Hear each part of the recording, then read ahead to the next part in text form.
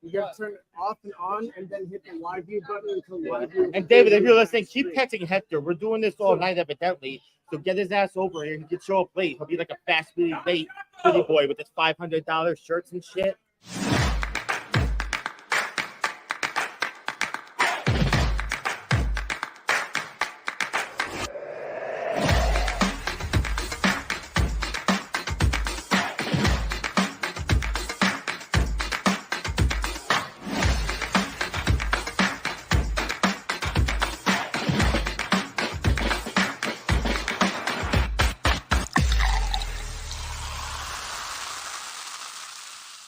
The following program is rated TV MA LSV. It contains strong language, sexual situations, and violence. It is intended only for mature audiences.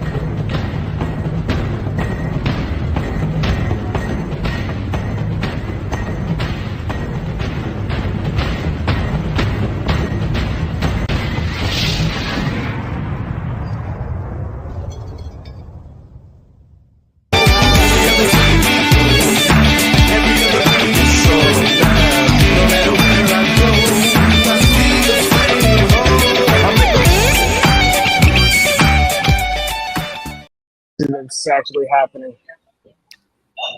What's going on, everybody? Welcome to the Come Up. I believe we're having some technical difficulties right now. As we wait for the boys live from Flex Fight Series. Thank you very much, everybody, for joining us. All my bros and hoes in different area codes of Swarm, Lip Nodes, and Tiny Chodes. We will get it up live shortly. Yeah, and here absolutely. We go. I think we have to spin back up. So all you have to do is play. Feeling good. All right. Hey, guys, my name is Shaun Murphy Jr. We're at Flex Fight Series. Date's August 11th. Melrose Ballroom, Queens. We got a litany of fights for you. We got about, how many fights we got? We got about 26 bouts. Guys, you saw the first show. I want to apologize for the first show. The sound was a little bit, not a little bit, a lot terrible. That being said, we're going to bring a great promotion to you tonight. Once again, litany of fights. We're going to get fighters coming up here. They're going to be able to promote their brand, promote their product, promote their fighting. Once again, I've been trying to get on Flex Fight Series for a long time. They do great work. Everything you talk to with these fighters, they have their Instagrams, they have their all social media. And follow these fighters. These fighters train hard. They train hard to get the respect they deserve. And they're entertainers. They're entertainers. Once again, the date's August 11th. Flex Fight Series, Melrose Ballroom. By the way, this venue is outstanding. I took a walk downstairs. Let me tell you, I took a walk downstairs, and I was fascinated. Yeah, no, Melrose Ballroom is an incredible place to hold fights, especially.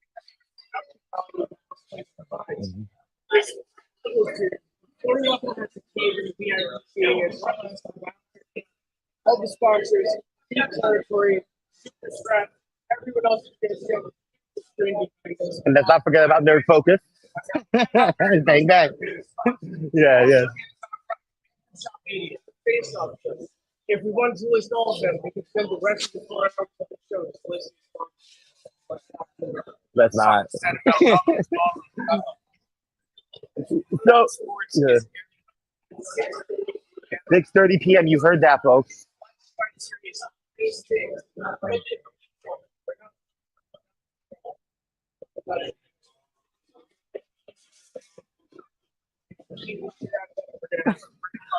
Yo, this card, by the way, it's all right. No, keep going. Keep going.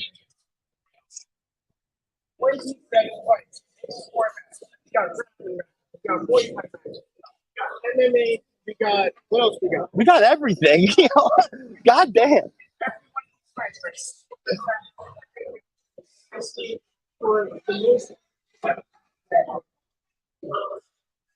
See, I have a litany. We'll get this going. We'll get this going. Let's look at this card though. Is it nice? Let's look at this fight card though. I just got here, by the way. I just got to work. I had a tough day. Some guy rear-ended my work truck, and I missed my bus because I live in New Jersey. This is New York. You have to hit your bus on time in New Jersey. Nah, I live in New Jersey. I live in Bergen County, New Jersey. I'm a suburban. Wait. See what he just did right there. It's the hat, right? It's the look. I just have that vibe now, don't I? No. But I'm glad because I almost missed this event. And as I'm doing this police report in Hackensack, New Jersey, by the way, as I'm doing this police report, I'm just thinking, why? Why does this? You know when stuff happens on the day you're supposed to do something monumental, and things just happen. Melissa Murphy, repping Jersey. Mel, how are you? That's my sister, by the way, guys. Yeah, that's the lovely Mel. That's the lovely Mel. David, tell everybody about the link. That being said, yeah, somebody backed into my work truck, and there we go. I got that done. Somebody backed into my work truck, but I figured it out. I got here, and let's not talk about that. We got some undefeated action too. There's a lot of undefeated fighters tonight. A lot of newcoming fighters. Yeah, like I said, I've been trying to get a Fresh Fight series for a little bit now. I'm glad I'm here, and I'm glad I was able to make it. You know. Hey, I'm gonna speak right at your mic. Okay. That's one of the theories of live shows. If you get to see all the shit that goes on, like it's important to us. It's important to you and what we didn't hear this. Shaun over here came here.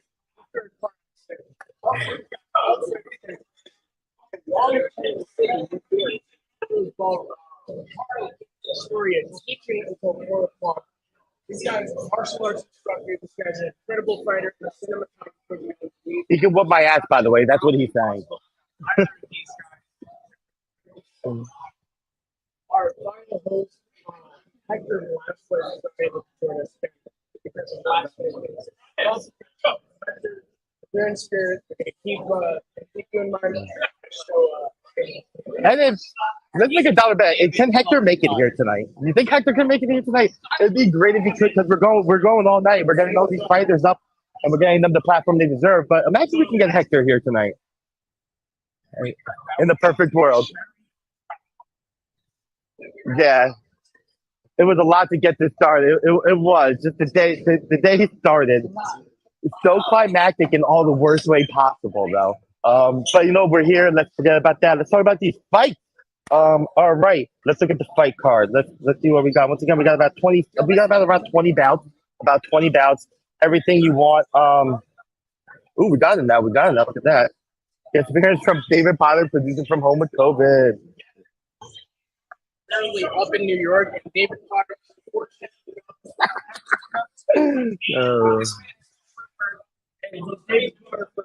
No. Yeah. And guys, where's mine, by the way? Guys, if you don't know about David Potter, so this is Fight World Live. David Potter has launched a new company. Yeah, I mean, ex-fighter, guy knows what he's doing. You know, Heart of Gold sometimes. No, Heart of Gold always. And I wish he was here. He's not here with us tonight. Yeah, like I said, we're here in Queens, New York, Melrose Ballroom. I just can't wait for the fights, man. I just can't wait for the fights. Number 5 on Amazon Prime. What up? That's correct. We are number 5 on Amazon Prime. No, it's all good. Hey, you want to come up? Come here. This is Bantamshot, correct? Yeah.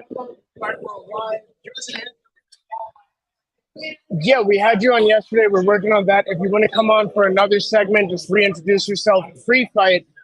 That'd be great. You're cool. Yeah, no, it's going to go up. It should be up now already. And if it's not, it's going to be up very soon. Sounds good. And your appearance made our mic start working. So thank you so much. All the best. guys that want to work with finalists. Hopefully, get them up here later. That being said, though, the card. It was. If you're one of those people that wants to fight,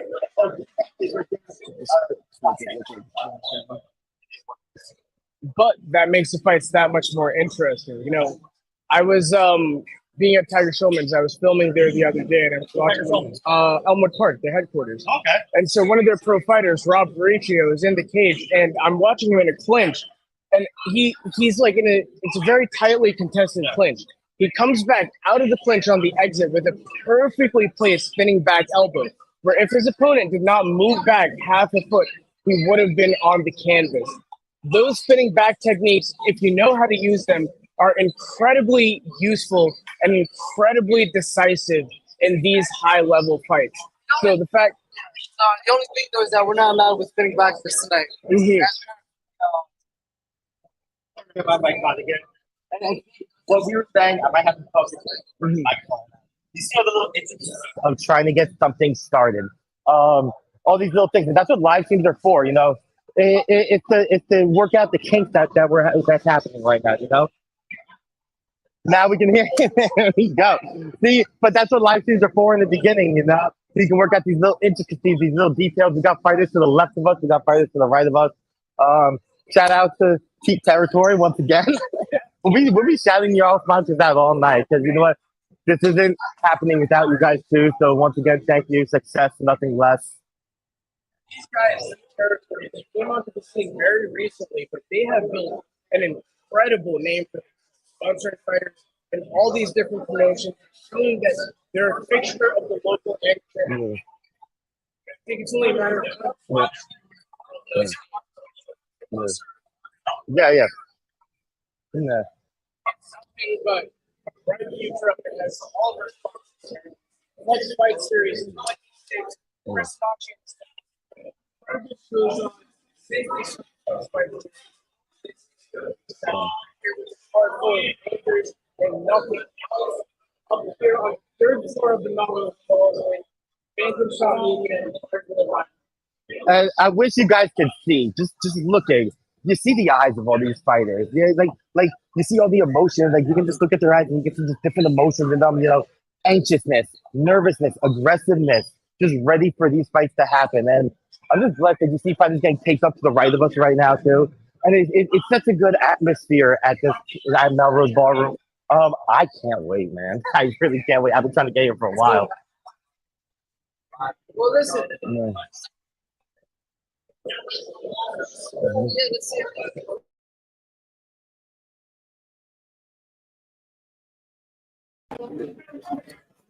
Yeah. He's right in front of us. You have a guy doing pad work right now. Oh yeah, if we can get a camera out, just looking at everything that's going on. Great, too. That'd be great. Where'd you get that from, by the way? Downstairs, right? Yeah, second floor. Second floor and downstairs. Ricardo, whatever that is, Ricardo, here, give me one too, please. We're good to go. We are now being I think it's more than 20. crossword. It was at 56. Yeah, it really hurts to take that. Sean Damien, everyone. Double vodka Red Bull. This man pulls out a crisp new $100 bill. The one with the blue stripe. Okay, a little bit. All right. So the thing about this. That hurt. that fucking hurt. Pardon my language. I curse from time to time. That fucking hurt right there. It tugged at my heartstrings. It tugged at my wallet strings too. But it is what it is. Like I said, this is the night to remember. This is the night for the fighters. Once again, Fight Series. Chris puts on a great show. Let's look at the lineup of fighters. Let's talk about some of these fighters. Starting out with the undefeated.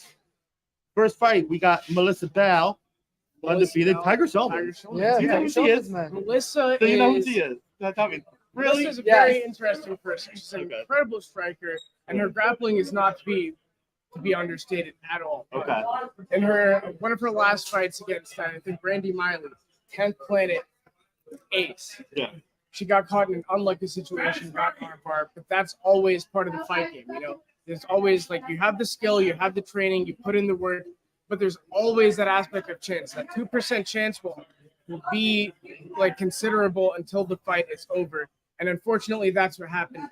Taking away nothing from Randy Miley because it was a beautiful and precisely technical setup. But again, we know the type of fighter Melissa is, and we know the type of game she likes to implement when she's in the cage. She likes to take the fight to the other person and stay in their face the entire time, imposing her very formidable striking and making sure that the other person is moving back and unable to enforce any kind of defense or counterattack. She dominates the fight the entire time, and it's precisely the type of fight we're excited to see. And by the way, just to let you know, Uzama doesn't even know who this is, by the way. That was all off the cuff. I'm just kidding. Uzama, like you said, he trains with Tiger Showman as well, correct? Yes. Yeah. So you know a little bit of what Tiger Showman is all about. We worked in places where Tiger Showman, they always show out. Other fighters always show up ready. Yeah, like I said, we worked with a lot of different fight camps. You know, you have the Tiger Showman, you have the BK MMAs, but Tiger Showman's other fighters always come correct. They just seem honed in. Live one more time. Good. And yeah, nothing like to talk about Tiger Showman's for a while from a non-biased perspective. You know, Master Tiger Showman has put together an incredible program of amateur and professional fighters. Any New York City shows that you see or tri-state area shows, they're flooded with Tiger Showman's fighters, and it's always the highest level of combined martial arts, mixed martial arts, because there's grappling, there's kickboxing, there's various styles of striking and ground games that they do. And Melissa Ballack is a testament to that striking and that game plan. Training under Lyman Good from Chelsea, New York, a former Bellator and UFC veteran. No, wait, hold up, really? Yeah. Yes. I went to Chelsea the other day. Okay, we filmed an interview with her. All right. And I'm walking up the stairs with all my gear, and I see like a 12-foot decal of Lyman Good. Now, if you've ever seen Lyman Good, this man is the most shredded man on the planet. He looks like he will kill you just by looking at you. Still, but he's the nicest guy ever, and he has the most genuine interests at heart. But when you see him, you're like, I'm going to fucking die soon. And that's what happened. I'm walking up the stairs, and there's a 12-foot decal of him. And I'm looking at him I'm recording a Snapchat or something, right? And I see him in the background. I'm like, what the fuck? I almost had a heart attack on the stairs. And I talked to Melissa about it. I made a joke, and she was like, yeah, there's a bigger Lyman on the 3rd floor. No way. So not only does he have a 3-story school in Chelsea, New York, there are 2 12-foot Lyman Goods. And I say this with all the most respect. Sensei Good is an incredible fighter, an incredible inspiration to me. He recently just started the Good Project, where he talks about mental health and MMA, talks about keeping yourself afloat in spite of all of the things that life has to throw at you. And Lyman Good is one of the most resilient fighters that we know, not just physically, but also mentally. And that's what makes him stand out from the rest of the pack. Lyman, if you're watching this, we love you. We appreciate everything that you do for mixed martial arts, for Tiger Showman's. And yeah, keep it going. Keep it going. And you gotta love that aspect of, you know, when some fighters, they don't know when to hang up the ropes. They don't, you know, and what's the next step. I've never met Lyman Good before, but now he's teaching the young. A lot of these fighters, there was another Tiger Showman by where I'm from, in New Jersey, Ramsey, Jimmy Rivera. Oh, yeah. Jimmy Rivera. El Terror. Yes, and he's giving back as well at the Ramsey Tiger Showman.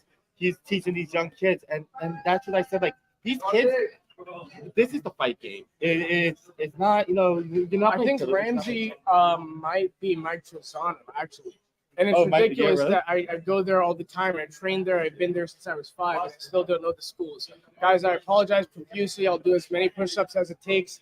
But this is a genuine mistake because I haven't been training for I just got the schools mixed up. I am fucking terrified. All right, there but we go. Jimmy Rivera, bare knuckle fighter right now. Really? Not only that, that's right. I forgot about that. Oh my God, I'm sorry. Elmwood Park Police Department. He's a detective. In Elmwood Park? In Elmwood Park, in the city where Tiger Showman's is headquartered. Really? And Jimmy very recently actually did something incredible. I don't know if he saved a life. It was like a toddler wandering onto the street. He just happened to be driving by. That's right by 80. That's right by big streets. That's by a major intersection. Yeah. Across the country. And you know, he just has this natural kind of instinct to be this larger than life character every single aspect. And it's incredible to see that whether he's fighting, whether he's teaching, whether he's being a cop, everything he does, he excels at it. And that's a testament to the program that Tiger Solomon. But that's like a lot of fighters, though. A lot of fighters, whatever they do, it's just that mentality. They usually excel at each and every aspect of what they're doing. You get their perfectionism. Yeah, you get the perfectionism in the fight game a lot. And speaking of perfectionism, this fight card, we keep talking about it. Is absolutely ridiculous. We got someone here. He's ready to fight right next to us. You see the guy in the background right there. Mm-hmm. That's one of the fighters. I hope he wins so I can come up here and be like, he got in my shot. I would never say that since he looks filthy right now. I am not ready to talk to that man yet. So for those of you who are just tuning into our show, we're going to be providing live coverage all night long, including fighter interviews after the fights. We'll be here until Flex Fight Series closes the doors at Melrose Ballroom. Stay tuned at bantamshot.com and the Come Up on YouTube, on Amazon Prime, hosted by Fight World Live, executive produced by David Potter. We're going to take a quick break here. We'll catch you guys back in a little bit. Have a great fight, brother. Have a great fight. That's over there. That's over there. I'm not sure if it actually cut to a break, so we may still be on it. But that's part of the fun. Part. David Potter will let us know if we cut to a break. Like I said, this is what, the third episode? The third episode. Yeah. And for anybody that wants to get into this side of the business or in any business, you want to get onto media, stuff like this always happens in the beginning. Happens. If you watched the first show we did, you couldn't even hear shit. You can hear me because I'm loud and audacious. You can hear you. You're a little bit more subtle. Hector's a little bit more subtle. And the fighters we were talking to, I'm just like, yo, pick it up, pick it up, pick it up. And we're not going to do shit. And at the end, like, I tried to go back and edit the audio, and it sounded like a bad radio. Yeah, you can't do like, shit. Whatever happened, it was just like quintessential live stream when everything is set up and prepared for. I'm sorry, but sorry. No, go ahead. How many precautions you take, some shit will always go wrong. Yeah, and that's I think what makes live streaming the authentic, I guess, art that it is. I know that sounds incredibly pretentious. That's who I am. Ladies, hit me up. I'm very single. Yo, what a segue. My man, what a segue. As you were? You don't even know, do you? I have no clue. But that's what it's all about. See those shoes, by the way, the platforms. When they get back in the style like a year ago, the thing is, I'm a grandpa at this age now. All this like the platform converses. You see them drums too. When did that happen? How old are you? I'm 32. I'm 25, turning 26 this year. Okay, well, see, so you would know a little bit about that drum thing, right? No, not really. A little too much. It's,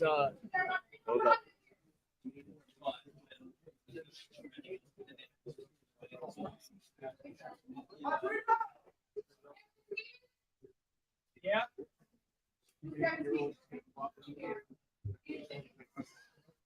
But that way we can start. Technical difficulties, everybody. Shaun, what are you doing?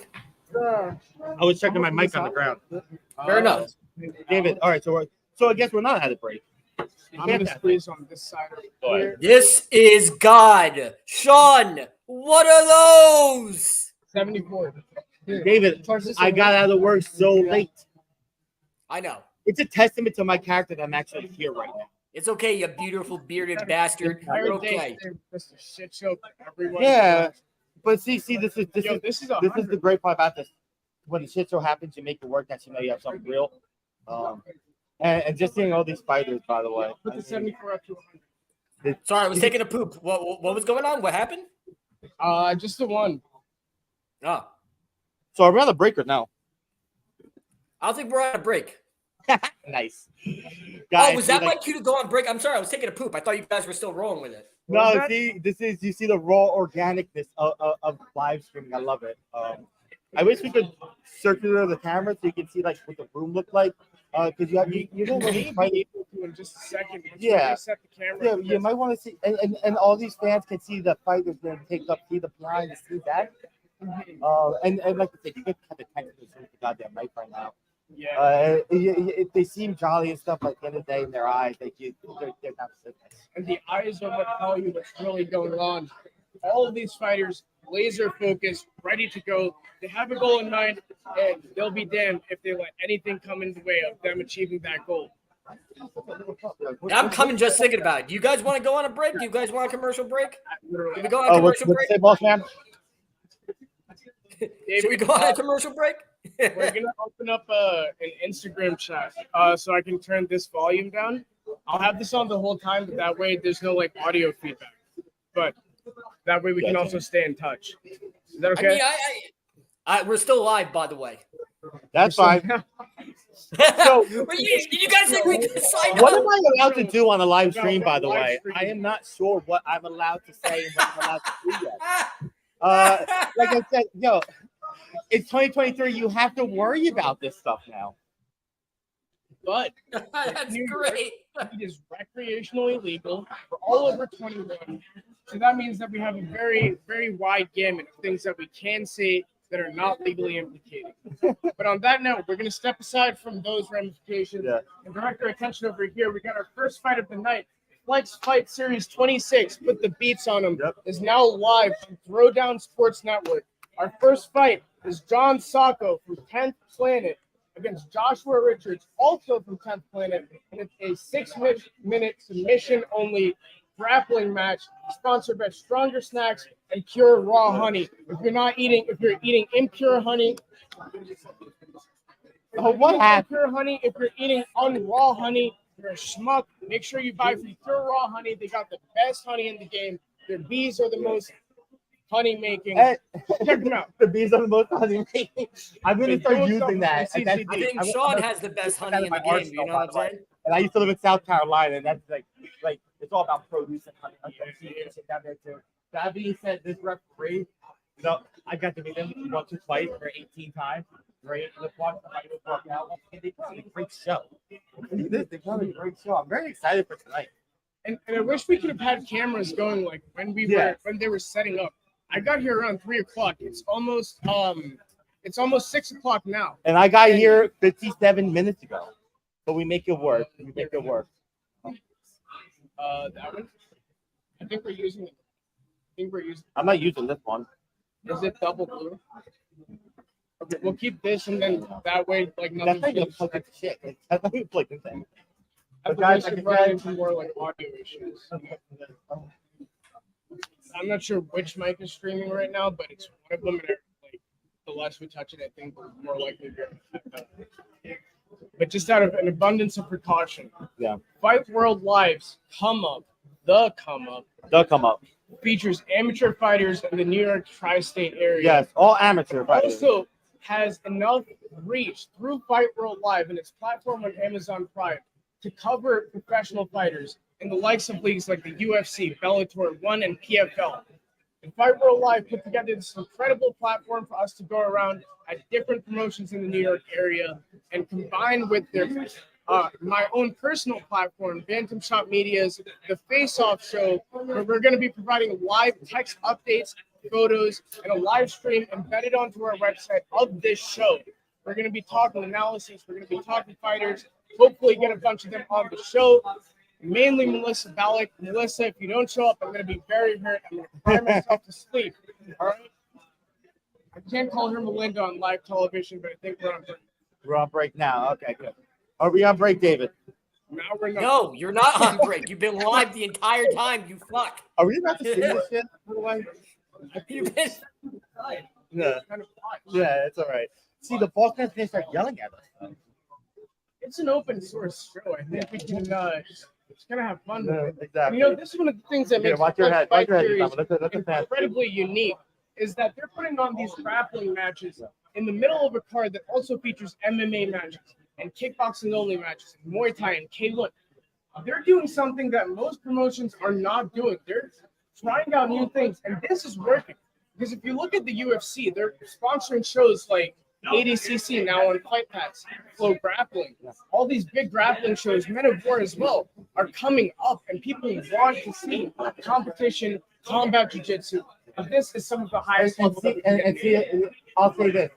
Jiu-jitsu, as a fan, obviously I've seen jiu-jitsu a lot, but the thing is, a lot of people haven't seen, like, they watch UFC, they watch Bellator, they watch the one, they watch the normal MMA talk and all that stuff, but they don't see this. And the thing is, like, this, you see so much technicality in this.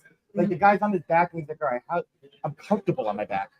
That's a lot of PGA fighters, they rely comfortable on his back. And see, that's what the fans can get to see. Like, if they never see BJJ, they're like, what is this? Yeah. You see a 50-50 over here, scrambling with a knee shield coming in, almost a foot lock. But remember, we have only straight leg locks today. Yeah. Rules say no heel hooks and no toe holds. I think no toe holds. Straight leg locks all day long. You know what you're doing. You can set those up and have a great time. But this is pure jiu-jitsu. There's no MMA. There's no. And if you want to see a better stream of this, because you're just looking at that, you can't really see shit. Where can you get it? Flex Fight Series? Flex Fight Series is hosting this on Throwdown Sports Network. Go to Throwdown Sports Network on Google. I'm not sure of the URL, but if you type it in, you'll get it. And what we see here is amazing compared to what you see, unfortunately. It is what it is. You're streaming through a platform and whatnot. But if you want to see the best of the best, HD quality, whatever Usama just said, launch into it, get it done. Guys, once again, this is the first fight, and you see a grappling match. Amazing. I wish I paid more attention to it. You got one in the top guard. With that double frame, it's I wasn't paying attention, I'm gonna be honest. It's all right. I kind of sound like I know what I'm saying, which I usually do with jiu-jitsu, but in this case, I have no clue. I missed the first minute. So I'm a wrestler. So see, I was more of a wrestler, boxer, not as much BJJ. My friend, shout out to Jay George, by the way, Jay George Estrella, fighting professional wrestler with Ash Caster. He's trained in BJJ. I used to wrestle with him, and he's comfortable on his back. I get tapped out 10 times out of 10 every fucking time, you know. But it's those tap outs, those ridiculously overpowered matches against high level opponents that teach you the most about. And you can see the great part about BJJ is it can be like as we saw in the beginning of the mixed martial arts getting famous, the UFC 1, 2, 3s. Who was a powerhouse there? It wasn't the big guy. It was Royce Gracie. Somebody's a lot smaller, but the thing is, his technical ability in this industry of fighting, in this little aspect of fighting, just shocked the system, shocked the world. But he wasn't shocked because he knew exactly what the hell was going to happen. Yeah. And the Gracie lineage dominated jiu-jitsu for the longest time, then gave way to another, I'd say number 2 or number 1 right now, 10th Planet School of Jiu-Jitsu, founded by Eddie Bravo, the lineage of Jean-Jacques Machado. Eddie Bravo is an absolute machine. From jiu-jitsu, you hear that? These are both 10th Planet. Hold up, you hear those leg kicks, by the way? Did you just hear those leg kicks? It's a live production. We can Oh do my whatever God! So I'm gonna go turn the camera. Turn the camera around. Yeah, let's hand to these fighters. The energy that we have in this room. Let's hand to these tension, fighters. That the leg kick, anxiety, I can't wait to see him. Oh my God. Yeah, let's hand that camera around. And the setup is fantastic. It's like set us up over here. Like he's setting up that leg lock, that 50-50 position again. And again, leg locks, coming out the guards, something that 10th Planet prioritizes. That other forms of jiu-jitsu weren't necessarily that friendly for. Eddie Bravo showed you that you can play guard. You can play ridiculous forms of guard if you take the shit out of someone playing off your back. So never discount the value of playing guard. Also, don't pull guard immediately as bell rings. Yeah, I saw this guy outside, yo, the eyes. Shaun, what are you doing? What are you drinking, Shaun? What are you drinking, Shaun? Oh man, I'm gonna live vicariously through you. Yeah, we're doing a little bit of the fighter room.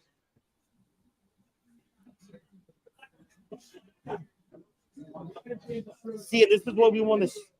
Usama's talking. This is what we want to show you. The behind-the-scenes access of all these amateur fighters get their platform out there.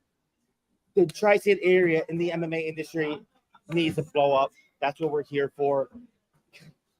Just, you see it. You see it. Yeah. Our program's a little different, guys. It's a little different. You know, we're here for the fighters. You know.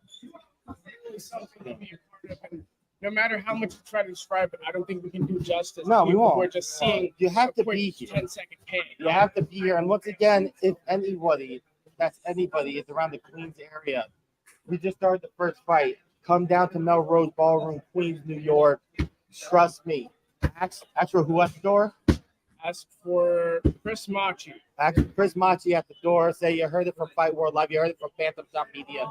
Guys, Don't get do down. any of that. Don't do because any of that. This show is sold out. I was talking. It's sold to out? This show is fully It sold should out. be sold I out was anyway. talking to TJ. He's one of the guys Sorry. who runs this promotion, and he told me like he felt bad because he would have to turn people away at the door because there's just not enough space.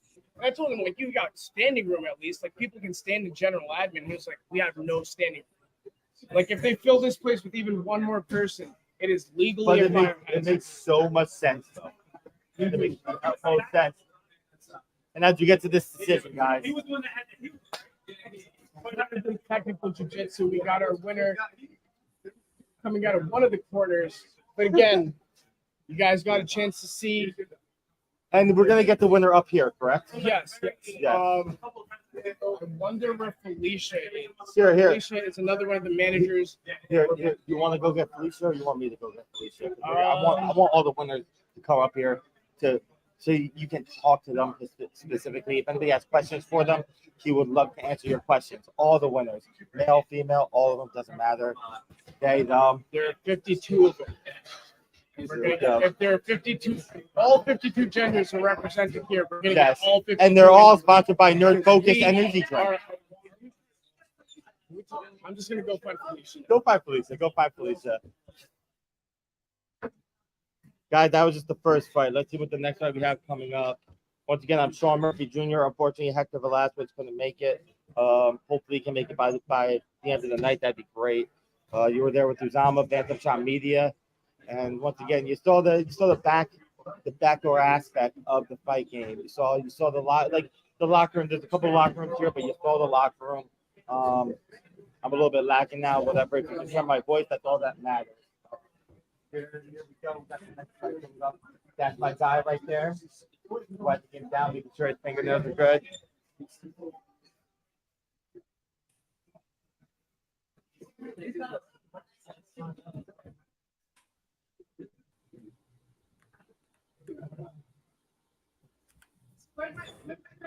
Really And having that's what something. because we got to make sure we get these fighters up here. We get technical difficulties.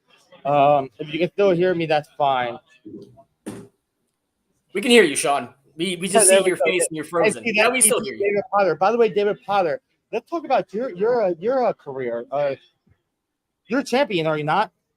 My last fight I did, and then I retired. Yeah, you're a champion. Where'd you fight that fight? San Diego, California. San Diego, California, where our cousin is currently located now. Who'd you fight for? I fought for Pancras, USA. Their one and only event. It went under. It did not fly so well afterwards. Yeah. Well, see, that's the beauty. There we go. That's the beauty about this sport. And obviously having a known brand and trying to launch it during a pandemic is never a good time. And to all of the viewers at home who are still watching the show so far, thank you so much for sticking with us through these technical difficulties. We have remember you guys. separate $3,000 professional cameras here, and only one of them decided to work. And that's the beauty of live streaming. That's what makes this art uniquely what it is. And I hate it so much. And especially we're episode 3. So good news, bad news. What's good news, bad news? Actually, what do I want first? Bad news. No, good news first. Good news, I forgot why we needed Felicia. Bad news, I didn't find you. Good news, bad news here. You stay here. Guys, this is Uzama, by the way, Bantamshot Media. I'm Shaun Murphy, Fight World I have a Live. master's degree in psychology. I'll get this done. Let's I'm get these fights genuinely up. published in 3 neuropsych journals and was a college professor. You were that smart. And now I'm here. I did not know that. I'm fucking lockering I thought around I was at smarter Flex than him. Fight Series. I'm out here talking MMA and just talking stupid shit. And that's the beauty of your college education. It never takes you where you want to go. So if you have a talent, pursue that. Don't spend $200,000 on school because it's just a waste of your time, and you will never get those 4 years back. But if you do go, make sure you make the most. On a quick commercial break here, our sponsor, Bantamshot Media, my company, co-founded by Ricardo Sanchez, who's running the production behind the scenes over here. Ricardo and I have worked night and day to get something like this together. And through Fight World Live, through Amazon Prime, we're now able to present the amateur fight analysis in these areas, in the local tri-state area, and give the amateur fighters the attention that they've so long deserved. You can catch all of our analysis at bantamshot.com. Hit the face-off show tab, and you'll get all of our fight news and updates. We'll be updating you with results for today's fights as they happen, so check there. We'll check over here while Shaun is looking for Felicia. We've got another Jits match. Right now, just fighting for position.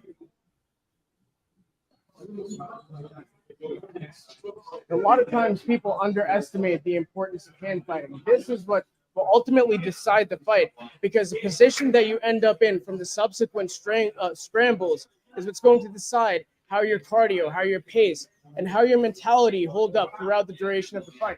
This is what really matters. Whoever gets the advantage after this exchange is going to be an edge ahead for the start of the fight, unless something drastic happens, unless the fighter is skilled enough to make a change. You're back on the ground, again looking for leg blocks. Only straight leg blocks allowed, no heel hooks, no toe holds. Again, a dangerous, dangerous position to be in because it's so subtle. No one knows when that leg is going to get locked up. You think you have the other person, but next thing you know, your knee explodes and suddenly the fight is over. So you got to be real careful in these situations. It's glad that you're reversing it into an almost quarter guard, trying to fight for the guard or the side position. We have that knee shield in there, using that foot to post up and prevent him from getting any usable posture. Again, back to the feet, and this will redecide the next frame of the fight. Pay attention to the hand fighting here, and pay attention to the gait mechanics of these guys, how they move around the cage. Oh, we got a something. Good scramble, and now we have closed guard. Fighting positions, controlling the arms. Now, I don't know if you noticed, you control the arms right around the shoulder. What's more useful is to control around this part of your elbow where it's bent, because you have no joint power there. All of your power comes from like the ends of your limbs. If you stop it over here, you stop the offensive entirely. And those are the small details that you need to pay attention to in these incredibly high-level exchanges. Make sure that you have the advantage in every single possible situation. Again, going back to leg locks, fighting for some kind of submission, but right now it's more about getting those legs and using those legs as underhooks. Shaun, thank you so much for showing up again. I'm running out of things. Let me get my side. Let me get my angle. Just like Melissa Murphy always said, you always have to have the better angle for your promotion. Yeah, so we're gonna get the five. We're gonna get the winners up here. There's just a lot of stuff going on. That's why we need a break show. Yeah, well, I thought the master one. That way, evidently, it's one of those things where you go to one guy, you go to another guy, you go to another guy, you go to another guy. Eventually, I got there. How long was it gone for? I'm out of shape. Whoever had to listen to me talk for that long. How bad was it? That was incredible. You guys made it all through.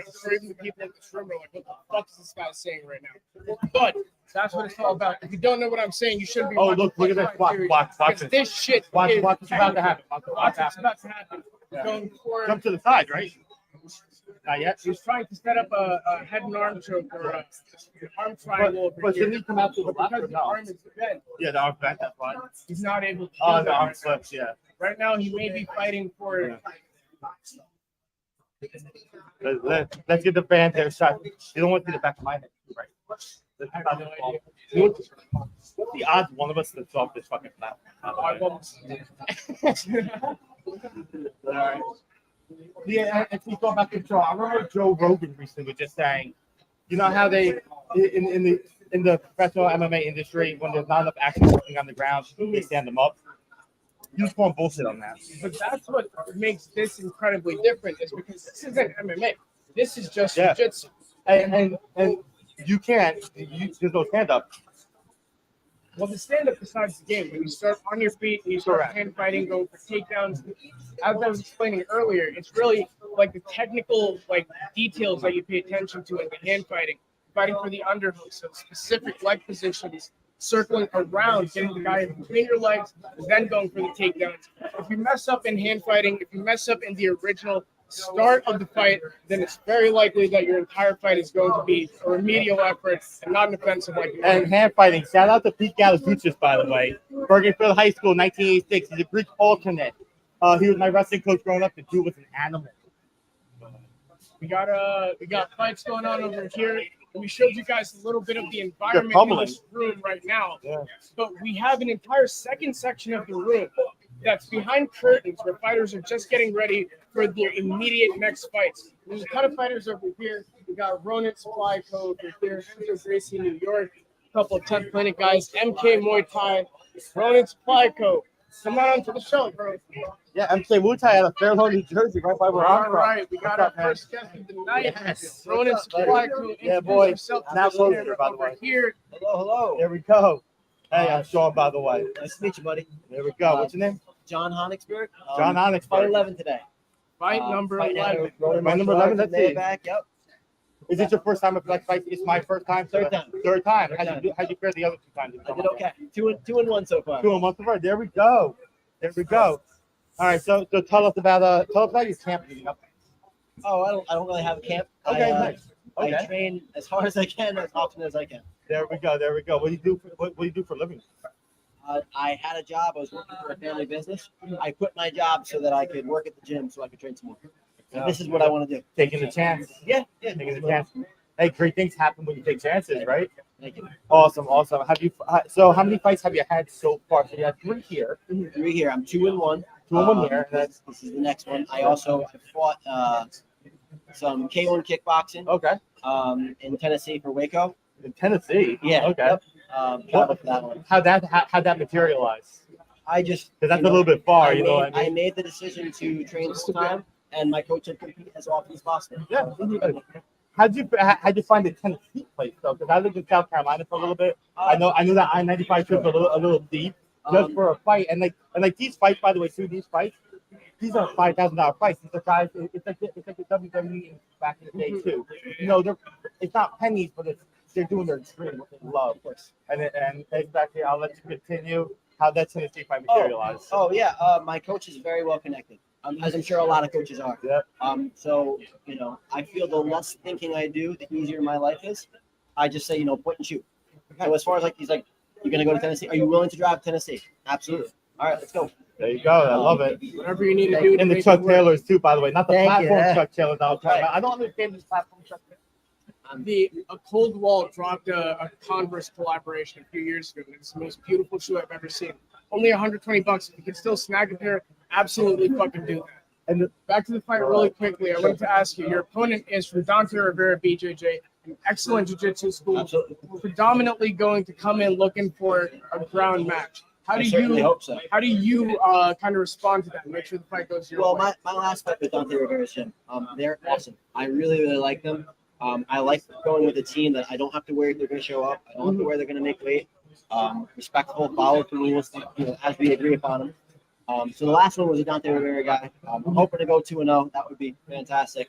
Now, when you sign the contracts and you see that your opponent is Dante Rivera from a BJJ gym, you say you don't have a camp, but do you adjust your training to be more? Well, the jiu-jitsu is kind of my affinity. So I've really been working on the kickboxing. But jiu-jitsu is where I'm most comfortable, for sure. Okay, so you have everything lined up doing it. Yeah, I started with jiu-jitsu. Yeah. I've got about 40 wins on Split Comp. Competing in jiu-jitsu, yes. Nice. We are on fight number, I believe, 3 right now. And while the camera resets, this is fight number 11. Oh, how many pairs of do you have? That's just the one. No? Just the one. What type of music you like, by the way? A little bit of everything, man. Sure. What's the last concert you went to? I haven't been to concert forever. I just do this. That's all I do. Yeah, so it's tough. That's the fight game, man. Yes, very consumer. So, yes, we are here. It's fight number 11, right, John? That's me. Yep. There it is, 170. No, I'm 215. Oh, 155. 155? Yes, sir. I'm 216. I'm 120. I was supposed to gain weight after I got off surgery. I fucking lost 8 pounds. So I was on to 30 before, and now I'm just fucking frail. What's your field of expertise? What's your favorite? Because I'm a wrestler at heart. Definitely jiu-jitsu. Jiu-jitsu, okay. So this fight's gonna be a Everything barn else came after. So this fight will be a barn burner. We'll see. It's up to It's a him. class head on head, right? Yeah. My coach always says, act like you want to be there.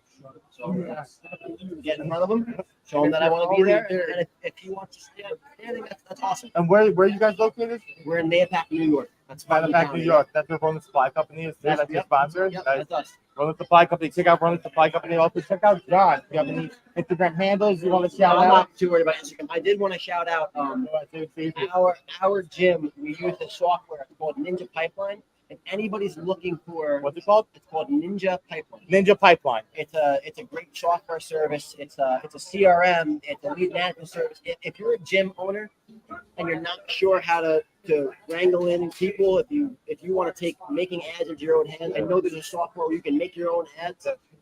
They're fantastic. Ninja Pipeline. That's it, John. We're gonna let you get ready for your fight. Absolutely. I can't wait to talk to you again. Guys, ladies and gentlemen, that is John. What's your last name? I know it's enough. Honigsburg. Honigsburg. John Honigsburg, ladies and gentlemen, fighting with Roland Supply Company. Guys, he's fight number 11. Check him out. And maybe he comes back up. Who knows? Guys, I'd like to thank our other sponsors, Nerve Energy, Cheap Territory, and also Flex Fight Series. I mean, doing up the great work. That's one fighter. You want to come up here too? Here we go. Ladies and gentlemen, we have one of the many men of the hours. My name is Shaun. How are you? Josh, nice to meet you. Josh, nice to meet you too, Josh. So, Josh, how's everything? It's good, Where do you yeah. fight out of? Bronx, New York. Bronx, yeah. New York, what part? Bedford Park. Like Bedford Park. Okay, Yeah, how old are you? I'm 22. 22, so you're still young in this game. How long have you been fighting for? I've been training for like 4 years now. 4 years now. 4 years now. Where you train out of? I had to play in New York City in Midtown. Yeah. And that's what you were just he was just mentioning that. Yeah. How's it not going so far? Good. Yeah, just came off a win in my semifinals. So yeah, there we go. Gotta be happy. Yeah. And you said semifinals. Yeah. So this is my first time here. Mm-hmm. Mention that semifinals. So this is the tournament. Yeah, it's a tournament. So it's a 4-man bracket, and just be my first opponent. I think he outweighed me by like probably around like 20 pounds. I walk around like 160, but the max is like 185. Okay. So yeah. How'd you deal with the weight distribution? It was definitely tough. Did you feel it? You felt it? I felt it, especially when like he was on top, or like if I pinned him down, like it's like he could bridge like really hard, like for someone like my size. But like I just had to like kind of like move with his like explosions, and once I got on top, it was a lot easier to control. Yeah. That. See, believe it or not, I pretty much wrestled my whole life up, 4 years up until high school. Yeah. My senior year, I was playing in 133, wrestling 152, 145. Yeah. That weight, that's why I asked you that question. That weight distribution, you feel it. You feel it, yeah. And then once you get on top, though, you have to get heavy and shit. Exactly. You can't let them like move. Exactly. So it's the finals. How you feel? I feel good. I'm gonna go against Andrew Franco, who's a good black belt. I'm currently a purple belt, so yeah, I'm excited. Yeah. Nice.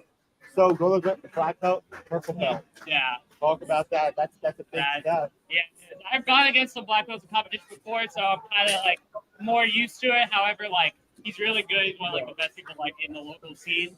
So yeah, I want to go against him for a while. So yeah, I'm excited. Now, obviously, you're coming in here with the intent to win decisively. However, whatever it takes to get your hand raised. Yeah. To do that against the black belt as a purple belt, Yeah. what does that mean to you? Andrew is interesting because it's like he's a very hard. It's hard to pass the legs. It's very flexible. So I have a feeling it is going to get into the legs. It's going to be whoever wins those like heel hook and like ankle lock exchanges. That's how I predict it going, and I'm just going to try to always like keep my feet safe, always attacking him, and I have a feeling like he's going to leave some opening where I'm going to be able to get past and try to look for a submission. So it's very interesting that you said the ankle lock exchanges and the leg hooks. How does the rule set for tonight's fights? How does that kind of play into your game plan? Yeah, I mean, it's the one I'm more used to. All subs are legal, so I'm going to be able to go for heel hooks and everything. So actually, kind of tonight's fights are. I'm not sure which division, but one division just has straight leg locks only. Yeah, that's for Again, there are several different divisions, several different categories of fights over here. There's MMA, there's jiu-jitsu, K1. It's hard to keep track. And abundance of shit. Balls to the wall with the production, with the matchmaking, and it's an incredible time up here downstairs. we got Nick Newell on scene. He's a little bit busy right now, but he was on our show yesterday. For those of you who didn't catch it, almost fell. I'm gonna keep a bingo. That's the dollar bet we're doing, by the way. For those of you who didn't catch it, yesterday we ran a weigh-in show at the Rabbit Hole in Astoria, Queens, for Flex Fight Series. Got a bunch of interviews, including Nick, including a bunch of the other guys headlining the card, the fighters to watch for tomorrow. If you want, go check that out on Fight World Live on Amazon Prime or on Bantamshot.com. The Face Off Show and the Come Up, of course, the name of our current show, hosted by Fight World Live. And last words, is there anything you want to say? Anything you want to reach out to the community?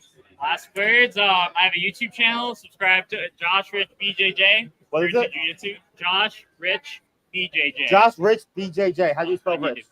R-I-C-H. R-I-C-H. Josh Rich BJJ. BJJ. Brazilian Jiu-Jitsu. It's not Josh Porter.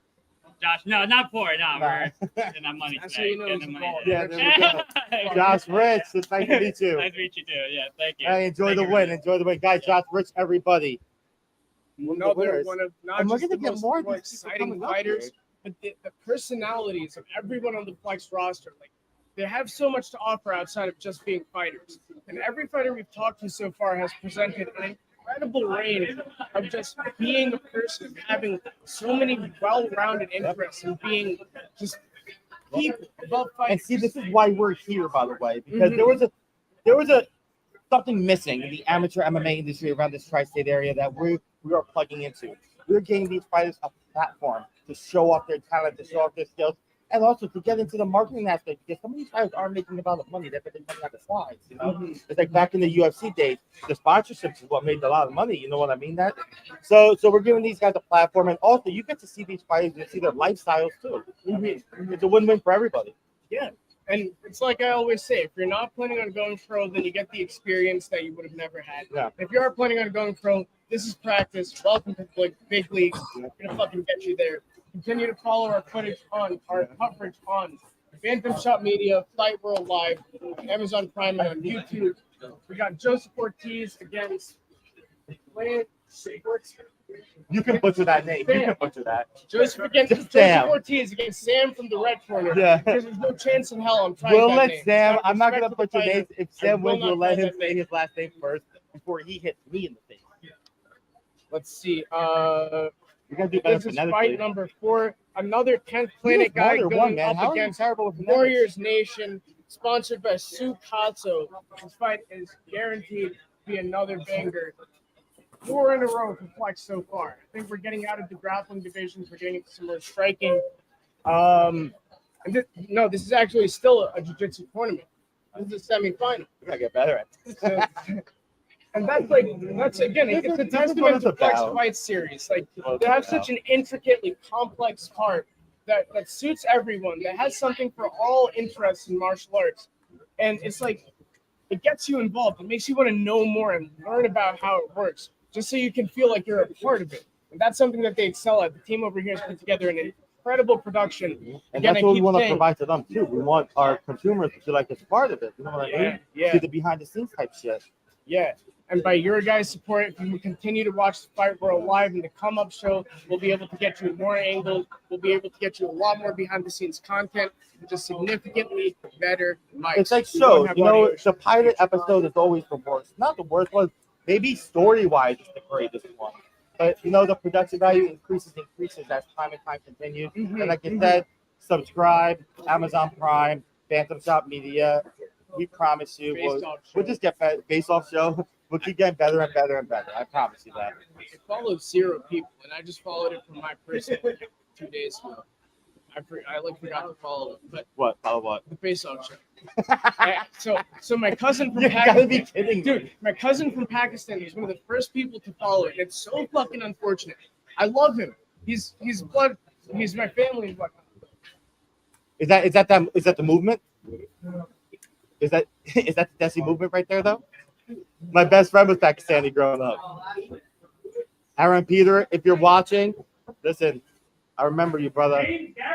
No, but this dude follows me immediately. I guess he got like a notification that my phone number was registered or some shit. This guy But doing now, that. I just have people from like obscure Pakistani villages following the Face Off Show. No way. Dude, half of these guys, like, not to be crass, but they genuinely don't speak English. I'm from Pakistan. I went to those villages. My dad's from one of those villages. I know the people there. They don't know what's going on. Do you speak the language as well too? A little bit, just conversationally at home. But I mean, the demographic that the face-off show is getting right now. Oh, no way. There's people who just do not know what mixed martial arts is. And honestly, this is a cool opportunity before these fights really get into their main parts.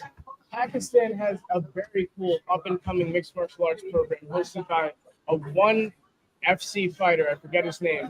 This guy's swords is fantastic. They're starting programs over there. I trained with them a little bit while I was visiting a couple months ago. I actually got a chance to teach some of the kids a couple of jiu-jitsu lessons. It was incredibly gratifying. So the guys at Hit Gym in Lahore, incredible work, keep going. And to the coach whose name I forgot very regretfully, you keep messaging me on WhatsApp, but I don't use WhatsApp. I'm very sorry. I'll get back to you at some point after these fights. Who uses WhatsApp these days? Pakistanis. Oh, that makes a lot of sense because of the roaming and shit, I guess. Yeah. And we have another. And that's we got a tap. Straight leg lock. In the 4 grappling fights we've seen so far, I think we've gotten maybe a couple of finishes, at least 50% finishes. But again, we have another 10th Planet fighter over here coming in with the rules that Flex has for tonight, with only straight leg locks allowed. They're making it work. And that's a testament. It speaks to how valuable 10th Planet has become. That in any situation, whether you have part of your game plan taken away, you're always able to adapt. Having trained up in 10th Planet Rochester with Chris Herzog, Walter McDonald, and Rodney Hohenstein, the S&C coach over there, I got a little bit of an insight into how insane that form of jiu-jitsu is. And I do jiu-jitsu pretty well. I think I'm not that bad. But I go up there, and when I signed up, Coach Rodney told me, he was like, this is a totally different language. It's like French and English. I was like, all right, he's just talking about different terms for arm bars. It is a totally different language. And Eddie Bravo, again, a genius for programming a system of jiu-jitsu that no one can understand besides the people who are intimately involved in it. And that's what we're seeing over here. 4 fights in a row. We've had at least 3 10th Planet fighters, and it's just been banger after banger every single time. We're at fight number 5 now. See, I love Flex Fight for doing this, by the way. Letting the fighters rep their home country with their flag. I'm not sure if you're allowed to do that in the biggest promotion in the world now, right? Yeah, no, the UFC recently banned bringing flags out. And it may be because they're being broadcast on a much larger scale, and there's just too much possible implications. Anything to avoid a lawsuit. Of course. Time, so. But that being I don't blame them. But I don't blame you, but all fighters to be able to represent where you come from, man. You know what I mean? Absolutely. Because for a lot of these fighters, right, their nationality, their heritage, their lineage, they fight for means it's what they fight for. Yeah. When they carry that flag on their back, they're carrying their country on their back. Yeah. And it's as significant as we make it sound to them. They do it for a larger purpose. And to be able to represent that, to be able to show their country proudly in front of crowds and crowds of people watching in person and online, it really makes a difference. It's what Flex does well, and it's what sets it apart from the rest of the promotions. So keep tuning into the Flex Fight Series. We're on fight number 5. We got Juan Rosario from Henzo Gracie, New York. We're getting a lot of Facebook users. It just says Facebook user. I would love to see your name so we can talk to you, chat with you. You can ask us questions, and you can also ask the fighters that we have come up questions. Because, like I said, what we're doing here is getting the amateur fighters out there.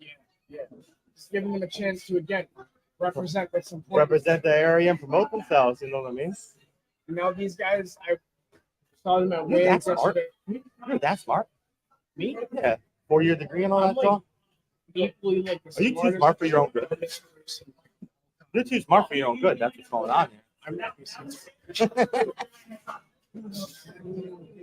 See, and as you can tell by the tats, show up as heritage some of the facts too. I do have 2 tattoos myself, both Ireland insignia, so my last name in Gaelic and my family crest. Like I said, we were talking about the flag and all that junk, you know. I once almost got a tattoo to try to hook up with like a goth bartender in Bushwick. You're kidding me. It was a bar called Mood Ring, and the entire night was such a fucking shit show. But yeah, that's how it started. Don't drink and God, think about tattoos. you got Don't ever fucking do that. Yeah, never do that. My dad got that done on his lip, by the way. Tattoo shop in Carlsbad. It used to be there. It's not there anymore. I grew up there. My dad was a piercer. He got his lip done when I was a little kid. He got fucked off on his lip. Had to get it redone twice because he was drunk. You know how that story goes. And this fight is sponsored by Cannabolics. I think. You see it in the background. Just look it up. Type it on Google. Cannabolics. The sheet that we have over here documents that they give us. Tell me. Have specific sponsors. So for number five, we got Teep Territory. Again, Teep Territory. They've been putting out good apparel. They've been putting out solid gear and sponsoring high-level fighters all across New York. I tried to throw a teep kick with my fucked up ACL, and I was going for like a. Oh yeah, by the way, I threw that, and it was like the combination punches go out beautifully, and it stopped, and just. By the way, the last time I saw Uzama was about a month ago, and he was on crutches at that time. The ACL seems to be doing well. PT says I don't need them anymore. Shout out to Edge Pro Sports in Paramus, New Jersey. Dr. Brian, Dr. McKenzie. I put together an incredible program. 5 weeks post-op, and I'm carrying 60 pounds of camera gear. I'm doing all this stuff. So big shout out to the team over there. Also sponsoring a ton of our Tiger Showman's guys. Julio RC in the UFC. Shane Burgos, Mike Trezano, Danny Ramirez, a local New York up-and-comer, incredible talent. Danny was one of my instructors for a little while. And the time that I trained with him, I had a ton of like private lessons with him as well. And I think it was those like few weeks, since if you're listening, there's those few weeks that really put me up for my promotion. And I'm never going to forget that. Good shit. And always going to get better. And I'm going to see you on the mat soon. We're going to train and we're going to get better. So this guy, by the way, I saw him outside when you were getting me into the strong. I saw him outside. So once he looked fine. He was ready. And I love this. This is awesome. Our fans can do. We'll see which one of these guys can get up here. I guess we'll go with the bathroom. Yes, so now we are in prelims. This is fight number 5, the first of the prelim fights outside of grappling. And this is this is MMA. Also, look on Google, Swole House Meals. You see that on the bottom left corner? Yeah. I'm curious about what that's about. Swole House Meals is a Constant Flex sponsor. Oh, so they provide just very vaguely, they provide meal prep services and nutrition services and diet services for fighters, professional and amateur. They're some of the best in the biz. Go check them out. Make sure you get your diet right. If you're training to fight, these are the guys you want to trust with your diet needs. Swole House Meals, constant sponsor of Flex Fight Series. Thanks for, again, promoting the show with us.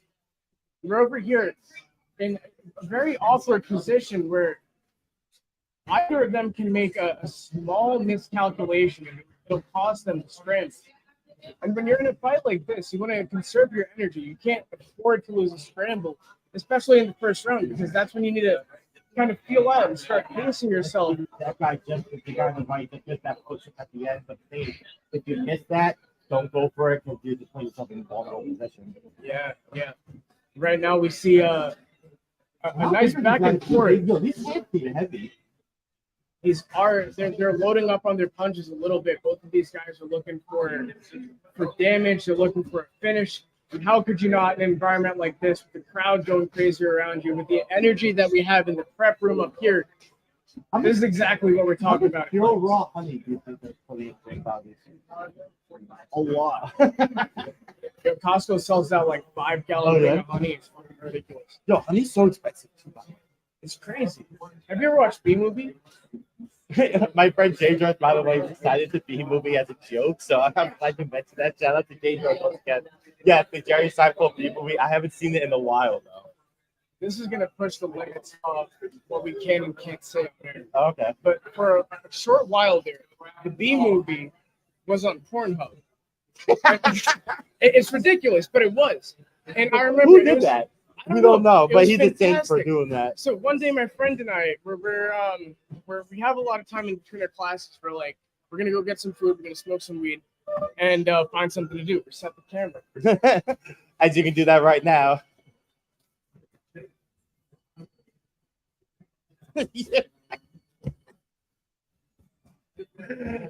And look, I'm sure there's a setting on the DA50 to make that not turn off every 30 seconds.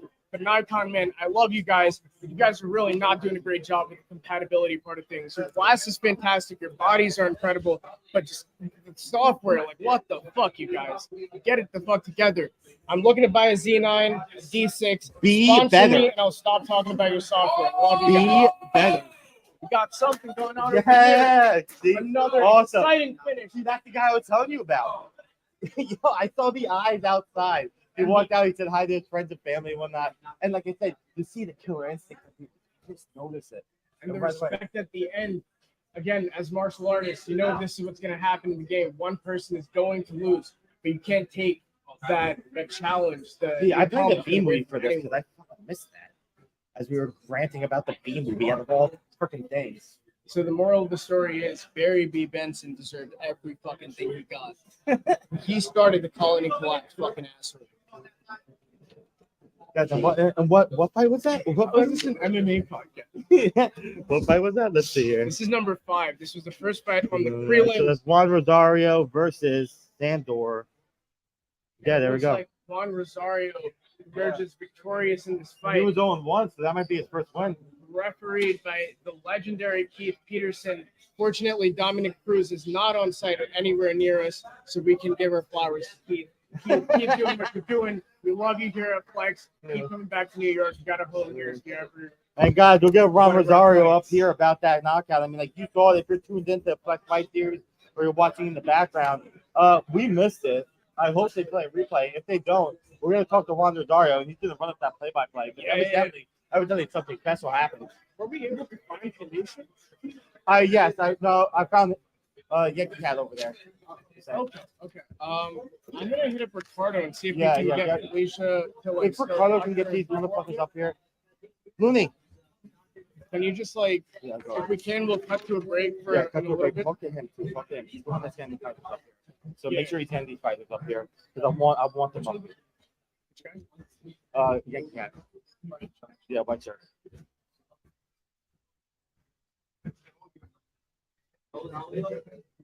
So as we were, David, we were talking about you, by the way. David doesn't fight anymore, but he did get me into this business. He was a wrestler. We both were wrestlers. He won't say I was the better wrestler in the family. That it is what it is. I am the best wrestler in the family. What are you talking about? Yeah, you always bring up that Christmas story. No pun intended. That Christmas story where I let you win. You did not let me win. Yeah, well, I mean, I did. No, There you he did is. not let me win. David, did you see what just happened, by the way? What just happened?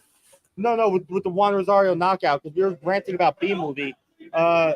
We'll get Juan Rosario up here, but we were ranting about B movie, and evidently something special happened. Yeah, I did not see that. But you can order the Let me fights see that belt. on. That's that belt, right? Pretty much, Remember when for the you most won that part. belt? Remember when you won that belt? You're like, yo, hold it for me, and I was like, I can't. I didn't earn it. Oh, you mean earned that this belt. belt There right you here? go. That's that Panker's belt, right? Oh yeah, baby, still got You it. want to cut a 10-second promo right there from a retired fighter? No promo from me. I have COVID. I'm not doing too good right now. And guys, that's David Potter, the founder of Fight World Live. No, it's our business, baby. It's all of our business. Fight World Live. It's starting to get loud in here. Juan Rosario, we'll get him up here soon. I think Shaun's camera went out. We're getting these fighters up here. He is so amped up. He's so amped up. I'm actually quite curious about getting him up here. I want to get him organized. Yo, Heck, not Heck. You want to get one for us? He's right there. Yeah. Whenever you're ready. Where's the card at? I don't want to leave any there. That being said, what did we miss?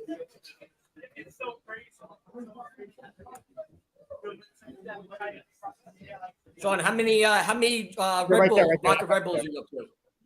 Yeah, right there. Yeah, we got a fighter coming up right now. Yeah. All right. Here, guys, ladies and gentlemen, the fight that you just witnessed. You got to take his leg guards off first, but yeah, I want to see what I missed it. We were talking about freaking B movie out of all fucking things. God damn. We're still in the B movie thing. I'm still on this shit. But fortunately, we got Juan Rosario, the That is Juan winner Rosario? of the first prelim fight, coming up to the stage in just a couple of seconds. Right now, behind us, we got Travis Bullock facing up against his opponent, James Garrison. And see, that's what we're talking about. That guy's from North Carolina, by the way. He's from North Carolina. We were talking about with John how we traveled to Tennessee. This guy's traveling from North Carolina to Queens, Melrose Ballroom to get a fight. You know, Flex has been flying people out to Yeah. Florida, from Florida, from California. We got fighters from across the United States on this 27-card banger of a night tonight. Stay tuned. Watch all of them come up and showcase their incredible skills. Watch all the coverage on bantamshot.com, Fight World Live. And here we go, guys. Ladies and gentlemen. Ladies and gentlemen. Juan Rosario. Juan Rosario, correct? Yep, Juan What's Rosario. up? Nice to meet you guys. Yo, first and foremost, I Incredible saw fight. you outside saying how your friends and family right before the fight. When I got here late and I saw you were the first fight I saw. Run us through that. You know. I was ready. I came prepared. I've been dying to get back in the cage, just to get back into your fight for the division. I knew my opponent was a good wrestler. I knew he was a good grappler. I knew he was to come strong and heavy. Well, we trained inside camp, Cream and Henzo. There's no way you're taking me down. Down in that blue basement, you're not taking it down. Renzo Gracie, where you train at?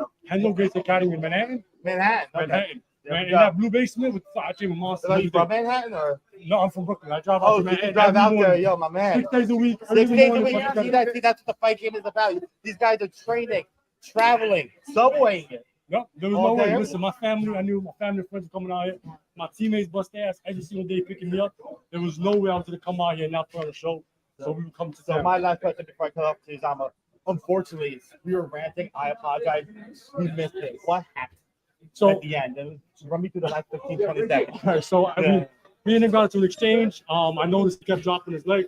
He was hard on that leg, so I threw some leg kicks and he couldn't walk anymore. For sure. No shit. He went to the corner, he couldn't walk anymore. See, I'm gonna run that back, by the way, because you can always buy this back. I'm gonna run that back. If you didn't see that, follow that. So you basically crippled. Yeah, he couldn't get out the corner anymore. Oh, that's it. So you train out of Manhattan. First win? First win. First win. How old are you? I'm 30 years old, but I'm typically kickboxer. I tend to come from kickboxing. And I'm making a venture to the MMA world. There we go.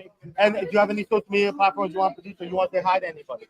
To my family, thank you guys all. Love you, mommy, Carmen, Tiffany, James, all my friends, my girlfriend Ashley, my entire team, Yorick, Hassan, Eli, everyone's coming out here supporting me, pushing me every day, every hard. And what are you gonna eat tonight? Follow my social media at Sir_Juan. What's your social media? Sir_Juan. Sir_Juan on what? Juan, Juan. Juan, J-U-A. So Juan_1 and Instagram, Facebook. That's my Instagram. That's all I really Instagram. use. You got that?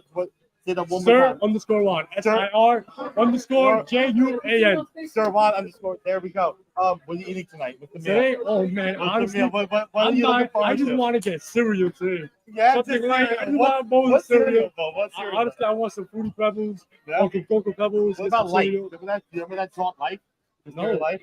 Look into that, by the way. Life? Life cereal. All right, I'll have to check it out. Check it out. Like, Yes, I need something. Some nice sweets. Guys, this is Juan Rosario. Once again, you have an Instagram. You're my man. I'm gonna let Thank you you so enjoy much. the I family. appreciate it. Thank you so much. Anytime. We'll link up after the event. Sounds good. Thank you so much. Nothing left for you, Appreciate brother. it. Guys, that was Juan Rosario. So, like I said, leg kicks, kick after kick, and I missed it. See, that's why you got to keep on your toes. As you can see, by the way, those green shorts, Teenage Mutant Ninja Turtle shorts, amazing. Guys, that was Juan Rosario. Right now, we are up to, I'm going to butcher this guy's name too. Jesus Christ. Zasuan Kusavno, I'm not even going to do that. Jaden Shui. Really quickly, before we even get into these fights, a little bit of a selfish kind of paradigm. I want to give a big shout out to Bantamshot Media. We got business cards over here, but Bantamshot Media, we're putting all this stuff together, and that's where you see all this behind the scenes stuff going on. Yeah. Right now, we have one guy downstairs, we have one guy over here. And see, we're talking throughout these events to go downstairs and get some more content. Good, yes. And once again, Bantamshot mixed with Fight World is beautiful. You see the writing on the wall here. Absolutely. Look where we are now after one event. And I'm incredibly excited that these two ideas kind of merged and were able to organically put them together. Because it was exactly the same What thing. the hell is this? This You is see this thing? my second favorite lens. I have to rent one that's like $300 for a week. Damn. But this is an incredible piece of lens. So, if Uzama doesn't want to do this, he can always be a PI with a camera like that. Wow. Yo, this one has the mount. And we got a reversal, guys. Guys, like I said, you can't really watch it too much on the back. Stream Flex Fight Series. Stream it on their platform. So you don't have to. If you just want to see the fights, you don't have to hear us as much. Watch the fights. Listen to their commentating team. Shout out to their commentating team. He's going hard. James Vanelli, Tiger Schulman, Ben Davis, and I believe there's a third person. I apologize. And it looked like he was almost trying to fight the ref. And that was a good stoppage, by the way. A very necessary stoppage. Yeah, necessary stoppage, good stoppage. And as an official, That's why I have you're the gonna have motorcycle. the insight to know when it's time to stop a fight and when it's time to let it go on.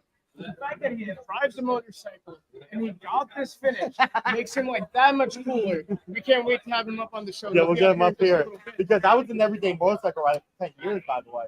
Really? Yeah, so I grew up in the MC world. My dad, shout out to my late father, Shaun Damien Garrett Murphy Jr., senior, I should say. Yeah, he was. I was in the MC world. I rode through a hurricane. Yeah, fun stuff. But I don't ride anymore. The women in my life, I can't do that to them anymore. Shout out to Melissa, Shannon, and Sherry Murphy. Shifting weight. This is whatever you're comfortable with. Well, we're here for the official decision. And look at that nerd focus right in the back. Yeah, look at that camera right in the middle of the action. It's kind of getting the most immersive experience you can get out of an amateur level pay-per-view fight over here. Flex Fight Series really puts a lot of thought and effort into their production. And I keep bringing that up because the production is what drives me nuts. It's what keeps me up at night. When it doesn't go according to plan, it is an absolute disaster. As you saw by our first come-up thing, if it doesn't go according to plan, it's freaking annoying. Absolutely. Banger of a card, great production. We're just getting started. I believe this is fight number 6, five or 6. We still have honorable Keith Peterson presiding in the cage. His decision is final. And we'll get the winner up here. That being said, we didn't thought with the movie was really on Pornhub. Yeah, okay. All right, so my one of my closest friends, Brian, absolute OG, who saved me in like the most dire situation. Brian Sargenton, you're a fucking G. I gotta call you out on live national television. That's like the only way I can get like even remotely close to like actually saying things. Anyway, so before we get into the B movie, we got our next fight: Sasulan Kasanayev versus Jaden Shuey from the blue corner. And now it's James Garrison versus Travis Bullock. James Garrison came out with the dub. And we're hoping to have James nothing on less. the show Get the very mind soon. right. Get the mind right. And fighters here are demonstrated examples of people who know the importance of mentality in fighting. We're all around them. It's high-level fighting because the mindset you need to get into step in that cage. It's like David Potter says. Most sports you need one ball, but for MMA you need 2 very large balls. Give me 2 for that. Bro. 1, 2. And it may be like maybe an oncological issue. You might have cancer, but if you have 2 large balls, if you have the nuts of steel, you step in that cage, you put everything on the line for the sake of glory, for the sake of the game. That's what these guys are doing out here. We're about to start fight number 6. Fight number 7. Sasulan Kasanayev from King's Combat versus Jaden Shuey.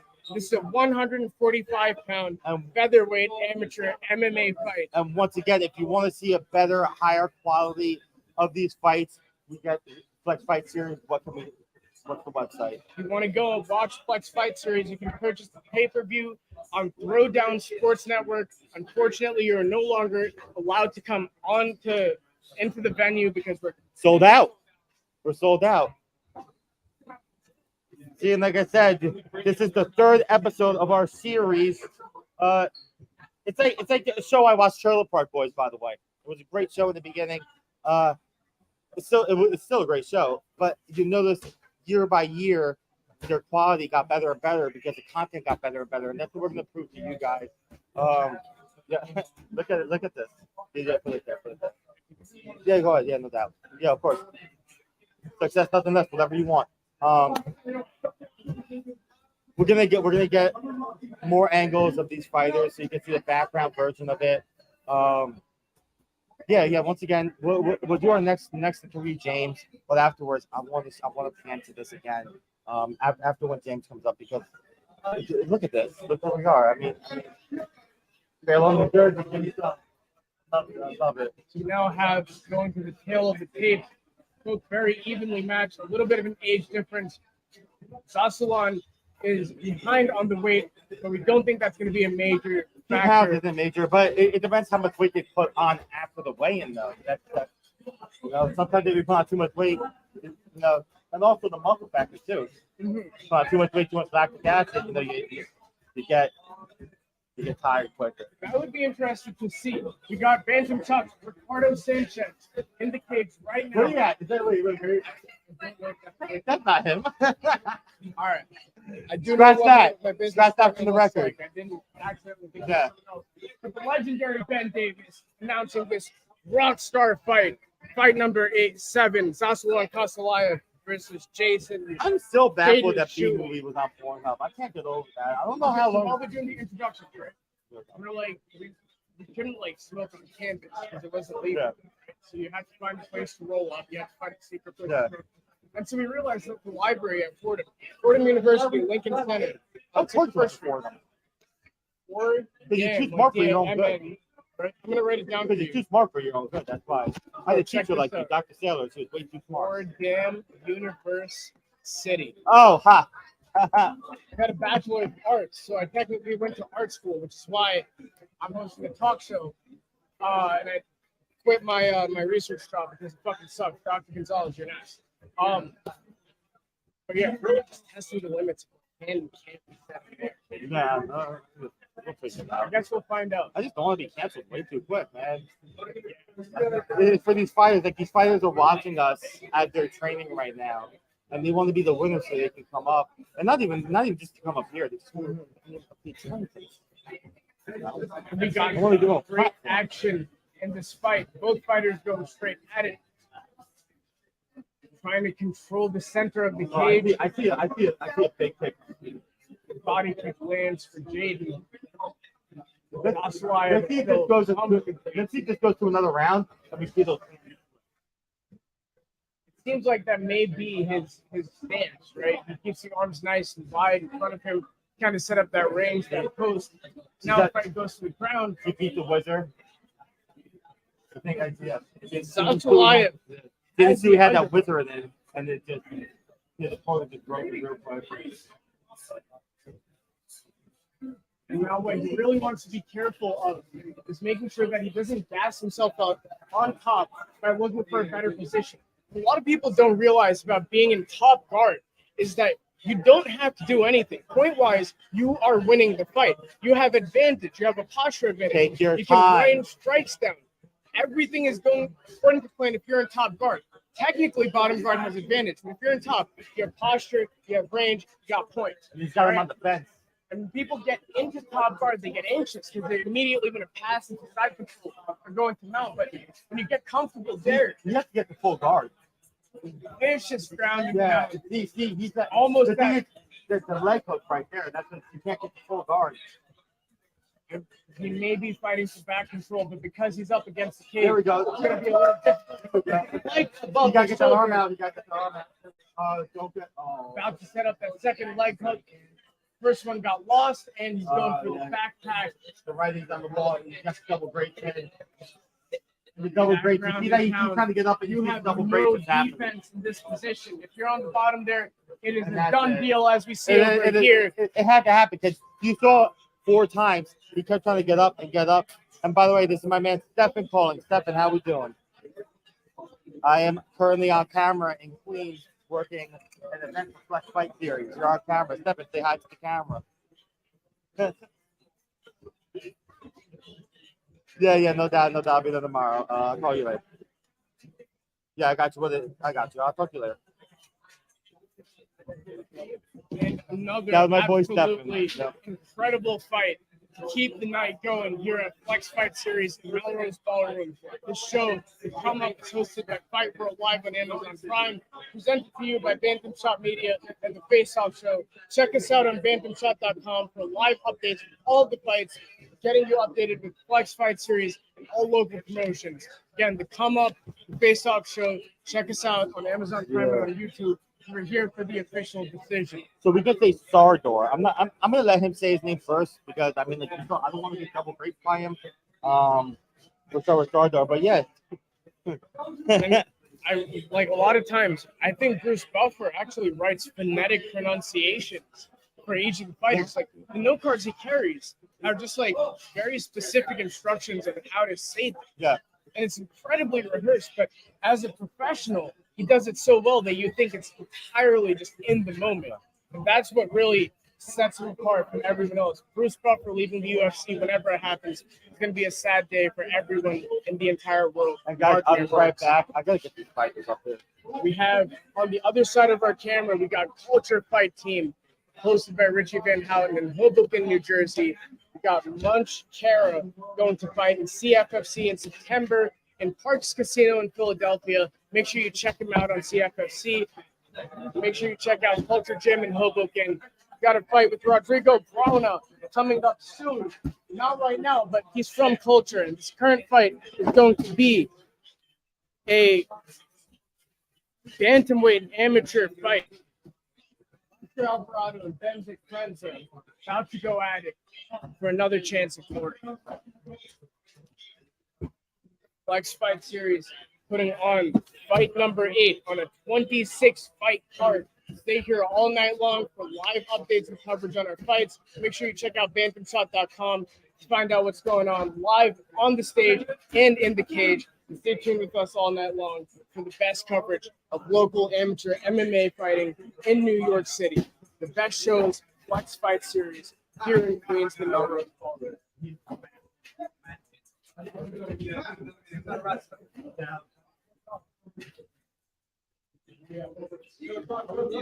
All right, and we are back. Once again, setting up. Do we have a pen here somewhere? No, I've been asking for that. I think we might have We can get a pen. We're probably gonna get a pen. That's your boy. He was had. coming up here.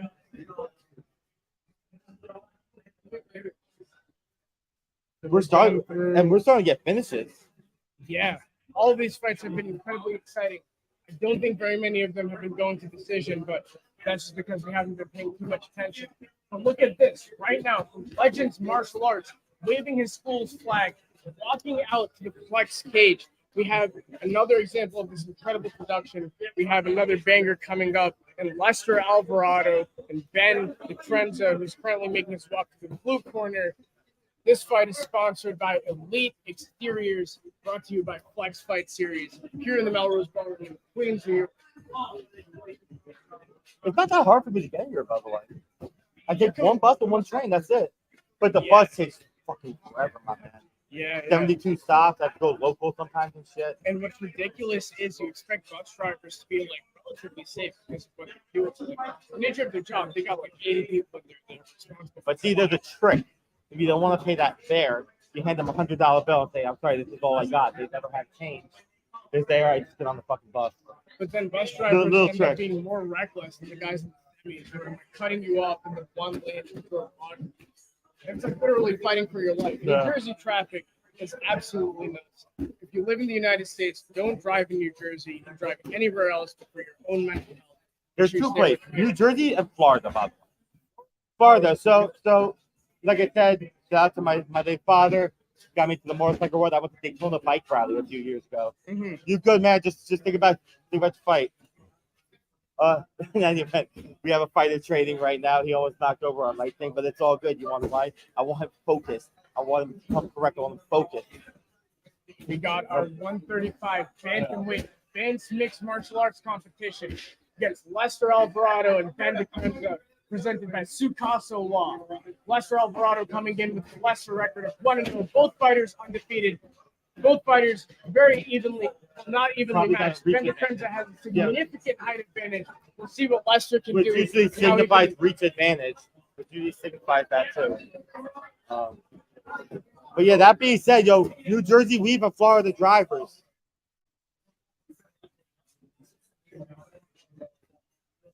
Sandor.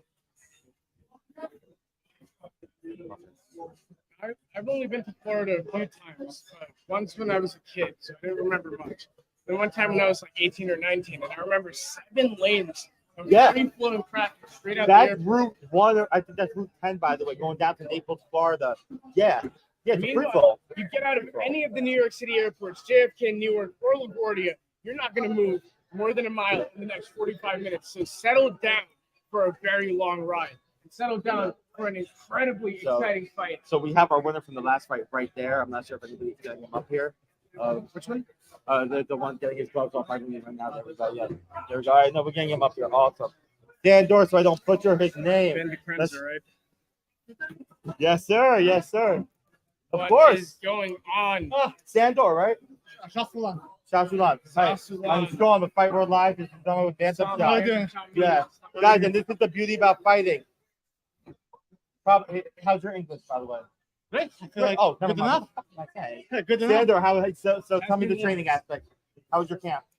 It was good, honestly. It was one of the hardest camps. It's like a lot of other stuff going on in life. Until the last second, I thought fight won't happen. My weight cut was terrible. Like you see me yesterday. You almost missed weight. It was so hard in the morning. I was the only one walking in the sun. I said, everybody looked at me like I'm some sort of idiot. Then I made weight. Fuck. So many people helping me. It was so fucking hard. I want to give up at some point. Then I'm like, no, fuck it. I'll just go until the end. It'll all pay off. And that's the juice worth the squeeze aspect. Yeah. So what was the weight you had to make? What was the difference that you were trying to cut? So in the fight? Yeah. So what happened was I'm really good at Pakistani handcuff. I use it all the time when I grapple. And whenever he did this, I knew. So once he kept getting up, but I knew 5-10 more punches and he's done. And it's one of those times when I smelled the finish, I knew finish is coming. And when I smelled, I heard my coach. Those double grades are beautiful. My coach was like, just keep punching, fight will stop. Fuck submission, and fuck that. I tried one naked, he's gonna fuck that shit. Just keep fucking punching. And if you notice, he kept trying to get up, but he had the double grapes in, and every time he got up to 4 times, the ref had to stop it. It's a very technical type of control. Once you get those double leg hooks in, you start setting up the backpack. The only thing the other person can think of is a rear naked choke, or the fact that they are exposing their back. But in that time, when they're trying to battle that confusion and regain their composure, the person on the backpack is able to take advantage of that and end the fight like our guy over here. My opponent's high level. Every fight he had ended in the first round, and I'm like, be ready for the most electrifying first round ever. And I'm like, I'm going all in, second to be here. Just don't fucking stop. And thank you for everyone who helped me. I'm not really religious, but hey, then it comes down. As long as you make an effort. Yeah, and this is the humility of fighters. You heard him say 3 times, all the people that helped me. He's the only one in that case. He comes out, he wins, but he says, all the people that helped me. Talk about your training, talk about your camp, where you train at. My camp is King's Combat Williamsburg. King's Combat Williamsburg, guys. Phenomenal place. I love it a lot. People are all around me. They all like focused on me. And I never really had that. I never been the guy. And I feel like the whole time I've been the guy. People kept coming. People kept buying tickets. Keep asking me, where's the ticket? Where's the ticket? When you're fighting. Every training we ended, my coach was like, yo, he's fighting. August 11th, he's fighting. And honestly, there was time when I had a doubt. Just like, fight. And my coaches kept telling me how confident they are in me. And when I heard people yelling my name, he's not as ready to becoming that guy. This guy feeds off the energy, which is exactly what you look for when you want to draw on your cards. This is the fighter that brings the excitement to make sure that every fight is worth every single person's time. Amazing job. Before we let you go, you got a couple of seconds to say whatever you want to this camera over here. Talk your shit. Say what you have to say. Promote yourself, do whatever the fuck you want, man. It's your day. Thank you so much, everyone, to help me. My wife, Becca, she's phenomenal. My coach, Daniel, Maggie, Shaun. Sparring partner, especially James and Joe. My team, King's Combat Williamsburg, couldn't do this without you. My parents, my sister, my family in Pennsylvania. I want to say thank you to everyone, to Flex. I want to thank everyone. And last but not least, thank you to my opponent, phenomenal guy. Thank you so much. I'm down to train with you. If you are, I'm down to help you. You're a great fighter. Just a fight. I never viewed it more than that. Thank you so much, everyone. And by the way, I'm running private training, King Kama Gulenberg. Striking, grappling, MMA, come up, pull up. Anything that you want to plug on the camera? Pull up, yeah. Promote yourself. If you can, my Instagram Jacek Beast. If you can find me, King's Combat Willenberg, ask for me. I'll be happy to help you to reach your goal, whatever your goal is. Thank you so much. Hey, we look forward to seeing you. Thank you. Very nice. I'm about to start calling him that guy. He is that guy. That guy. He went out there and he made it happen however he needed to. And That's what we're seeing over here actually as well. We're naked show. Locked up.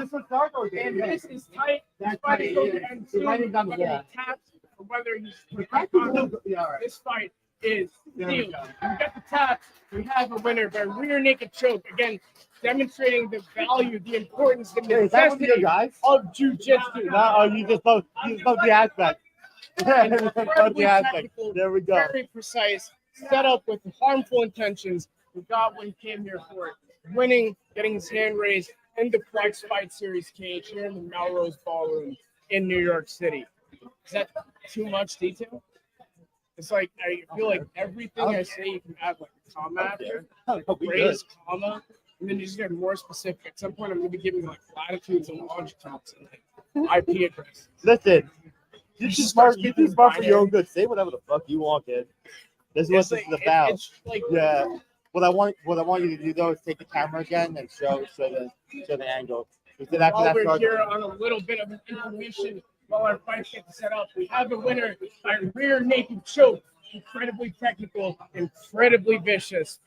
Lester Alvarado from Dante Rivera, BJJ, loses his fight to Gabriel Cabello, who in our interview yesterday told us that he was going to make it happen, and indeed, he made it happen. We're going to pan around and give you an idea of the energy. You're going to see the room. You're going to see the room. Hey, Robinson, how we doing? How you doing? You good? There we go.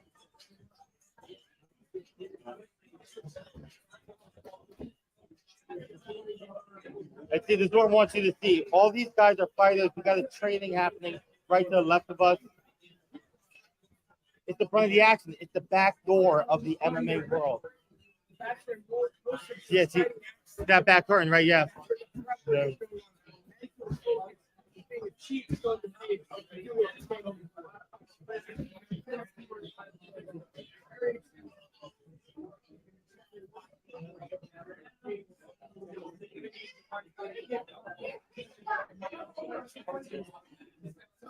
Next fight, Brandon Smith, Gabe Cabello. Gabe Cabello coming out victorious in this fight by rear naked choke. Absolutely incredible. Guys, this is sponsored by B. I'm just kidding. Deep territory, nerd focused energy. Definitely not B. But like I said, we're getting all these finishes. Yo, everyone loves to finish. You know, people like us, we also do love fights going longer and longer. But the early fan, not the early fan. What's the word I'm looking for? The casual fan, so to speak. Everyone they love finishes, and that's what we are providing. Flex has something for everyone. You have the finishes, but all the finishes come by way of incredibly technical fighting, whether it's striking, grappling, or a mix of both of them. And David Potter, how's our sound, by the way, David Potter? We doing all right? Sounding great, guys. Sounding great. We're doing great, guys. This event presented by David Potter. David Potter. Who is currently producing from home. COVID's still happening. COVID. I thought we finished that part of it. Yeah, wait, that means there's a new one coming out. COVID. No, is this COVID part 87 or something? COVID-19 started in 2019. I mean, what are they calling your variant, by the way? COVID what? What are we up to? I have no idea what variant I have is just fucking me up right now. It's killing me. It's the They're worst. They're going to have to start doing Roman numerals for this shit. It's like the Super Bowl. We're going to get like COVID 57. It fucking sucks. But you're feeling good, David? Worst. You're feeling good? You're feeling a little bit No, better? I feel like shit right now. I'm taking, I don't know what I'm taking, but. Quickly, I said that this motherfucker has Chael Sonnen on his wall. Is that Chael Sonnen? Knocked out by Gabriel Cabello. That is not the case. Neither of them have fought yet. Both of them are going on right now. And even if, as I say that, I think I may be wrong. I'm not sure what number fight we're on, but we gotta keep that in mind. Yeah, we gotta keep up. Let's see this. The problem is, I have bad eyesight. Yeah, and I have good eyesight, but it's still small. I gotta go like this. How many fights? We got about 60 fights left or something like that. In any event, we're up to what? Brandon Smith versus Gabriel Cabello. 157 plus 1 pound. That's going to be weight. Or I maybe not. We are currently, experiencing technical difficulties. And like I said, the better we get at this, the better everybody's gonna like this drawing. All right, so we got that Brandon Smith. After that, we got Thomas. Courtesy of the Nikon Corporation, like guys, I really love you have to keep. So how long do you have to do? So every what? So Nikon has always been weird for people in the industry. The fact that I shoot with the Nikon makes me stand out. Right? This is the potato, allegedly, of like cameras.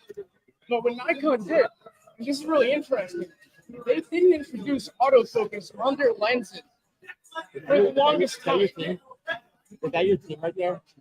Fairlong, what's up? Guys, watch out. Right now, we have Gabriel Smith walking out from Dante Rivera BJJ. And we talked to Gabriel yesterday. A very young guy, just starting out in the fight game, but already incredibly experienced and more than able to hold his own and prove his worth, prove himself in the cage to himself and to everyone watching. This is guaranteed to be an exciting fight, regardless of how it ends up finishing. These guys very so like I said, this was a 157 plus 1 pound. Doesn't matter, or maybe it was 10 weight. That being said, they're pretty much the same size. Brandon's a little bit younger, but they're both just in the wrong right. Brandon's 3-1, opponent 1-2. Brandon should be the favorite in that aspect, but you never know. It's allowed to start like creating odds for like amateur fights. I've always thought of that as an idea. Hypothetically first. Hypothetically, go ahead. Right? I'm afraid to like say what I want to say because again, allegedly, I have no idea how to make odds. I'm not a matchmaker. I'm not a bookkeeper. I just bet recklessly on like Russian table.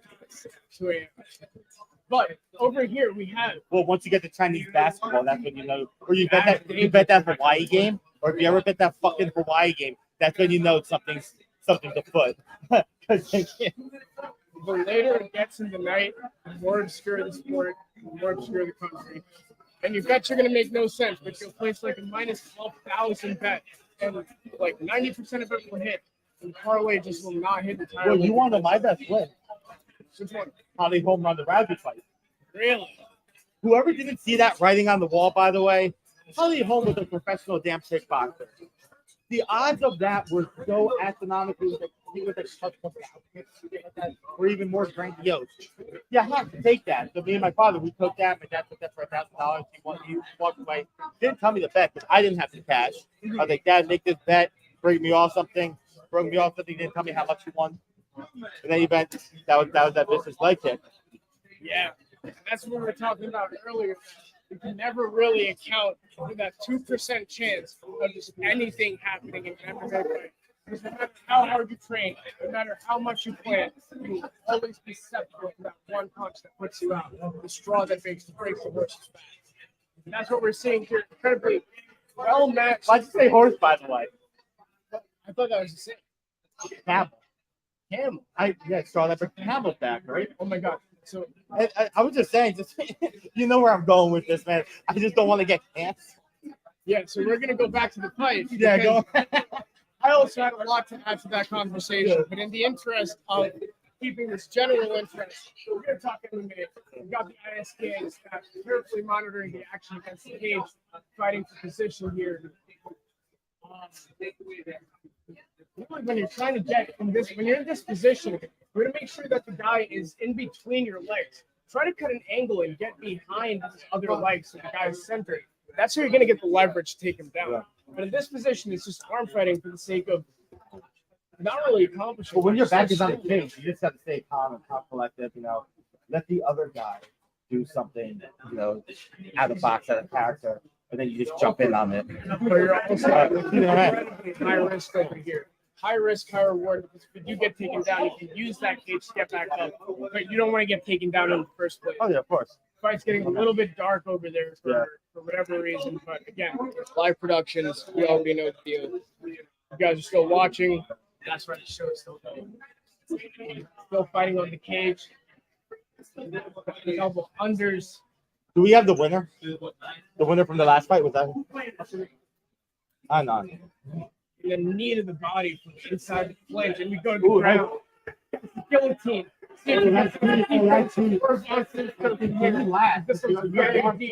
Oh my God. Keith Peterson watching the action very closely. Looks like he's ready to call it at any point, but he's still fighting. He's still attacking and defending. Can he withstand the arm? I mean, he has 37 seconds left in the round, but 37 seconds in that position might as well be a lifeline.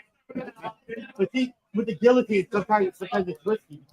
The mistake here is that he's putting both of his legs, he's closing the guard. He needs to block off one side. If both are crossed, we can use a guard escape to get out of the guillotine. One side is pure guillotine. That's why he's not getting it. But second by second, the guy on the bottom with the Incredible guillotine. work for him to get out And of now that. that guy's arms are that much more fucking gas, And it's a lot of work to hold a guillotine, especially when you know the other guy's fighting out of it. Reminds you of Volkanovski against Brian Ortega. Yeah. And And how Volkanovski got out of that is mind-boggling. sheer fucking willpower. He told everyone in the press conferences afterwards that was lose the belt deep. I lost money on that fight. I wanted T City to win. I thought it was a sure shot. His grappling would stop Volkanovski, but again, Volkanovski proves himself over and over again as perhaps the best fighter in the UFC. And besides that, now we're gonna go into round 2. How's this guy's arms gonna fare? Yeah, he had that guillotine choke for 45 seconds. Like you say, the arm gets tired, the punch is softer. The guy on the bottom might be in great shape now. And then more like a nervous kind of danger is that when your arms get tired, you can't hold them up, and you want to be in like a consistent stance the whole time. You want to have your hands up so you can move them around quickly. But if your arms are fatigued, now you have an issue getting that speed, getting that acceleration, and responding to attacks quickly enough to make sure they're not effective. But again, it all comes down to cardio, to conditioning, and S&C coaches. We'll see who has the better one at the end of this round. Right now, we're going into round 2, looking to stay on the feet, feeling out with a couple of jabs.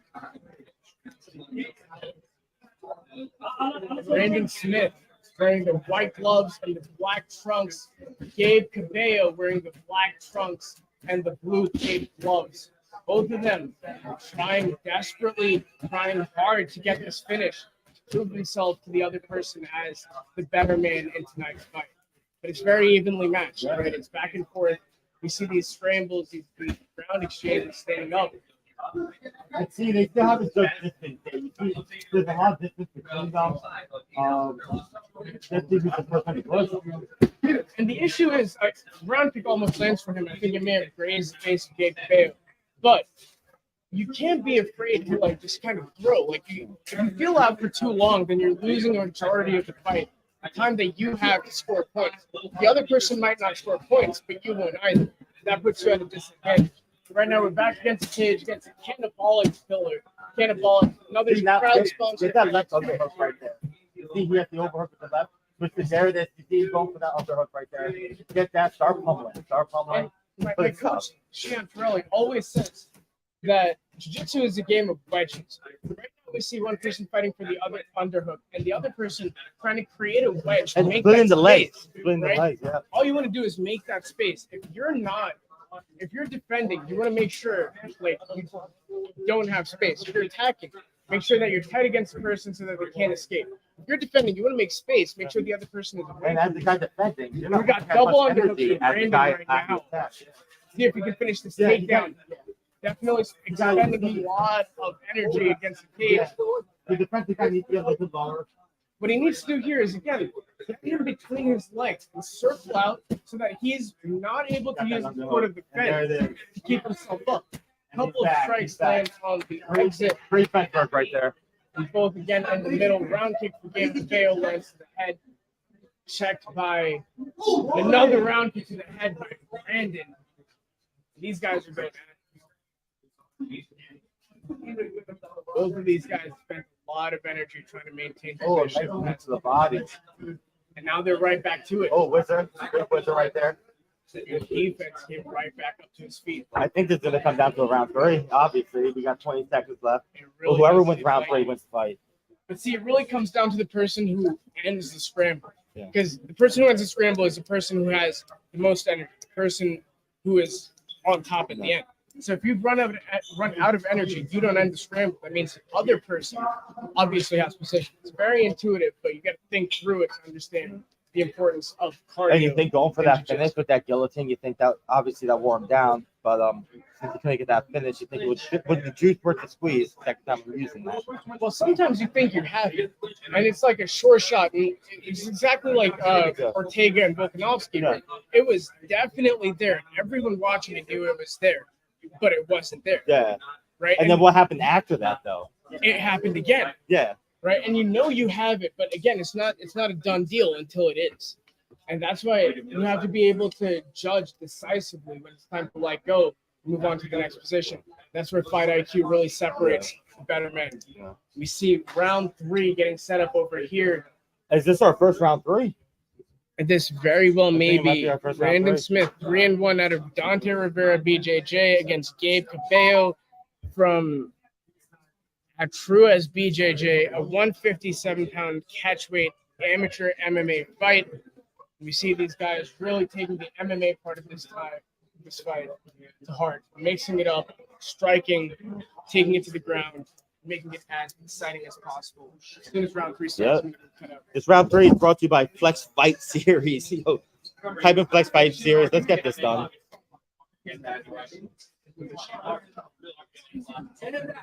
Nikon, step your game up. Ooh. Mr. Nikon okay with the hard fight. Down. Right back up. So far, fighting nights happening in front of our eyes. Hard shot rocks him. He may be able to finish this fight over here, but he needs to choose how he spends his energy. Yeah. If he just teased off uselessly, Gabe could survive the onslaught and make round 3 his round. Again, you got to pick your shots, and you got to know when to tee off. Oh, big uppercut. We're back to it. And the chin on Brandon, man. This guy's eating hard shots in the past 10 seconds. Nice block. Still standing, still fighting, still defending. Incredible fight, incredible heart from him. Hey, Grant, there's still 2 minutes in this round. Anything possible. Especially with the chin, like, you can see you recovered a little bit. And we just saw that in the last round. That guillotine seemed like a done deal, but it wasn't. The confidence The confidence knockdown. See, he should point to but you go ahead. Fighter style. You see Gabe Cabello staying at distance with his hands down.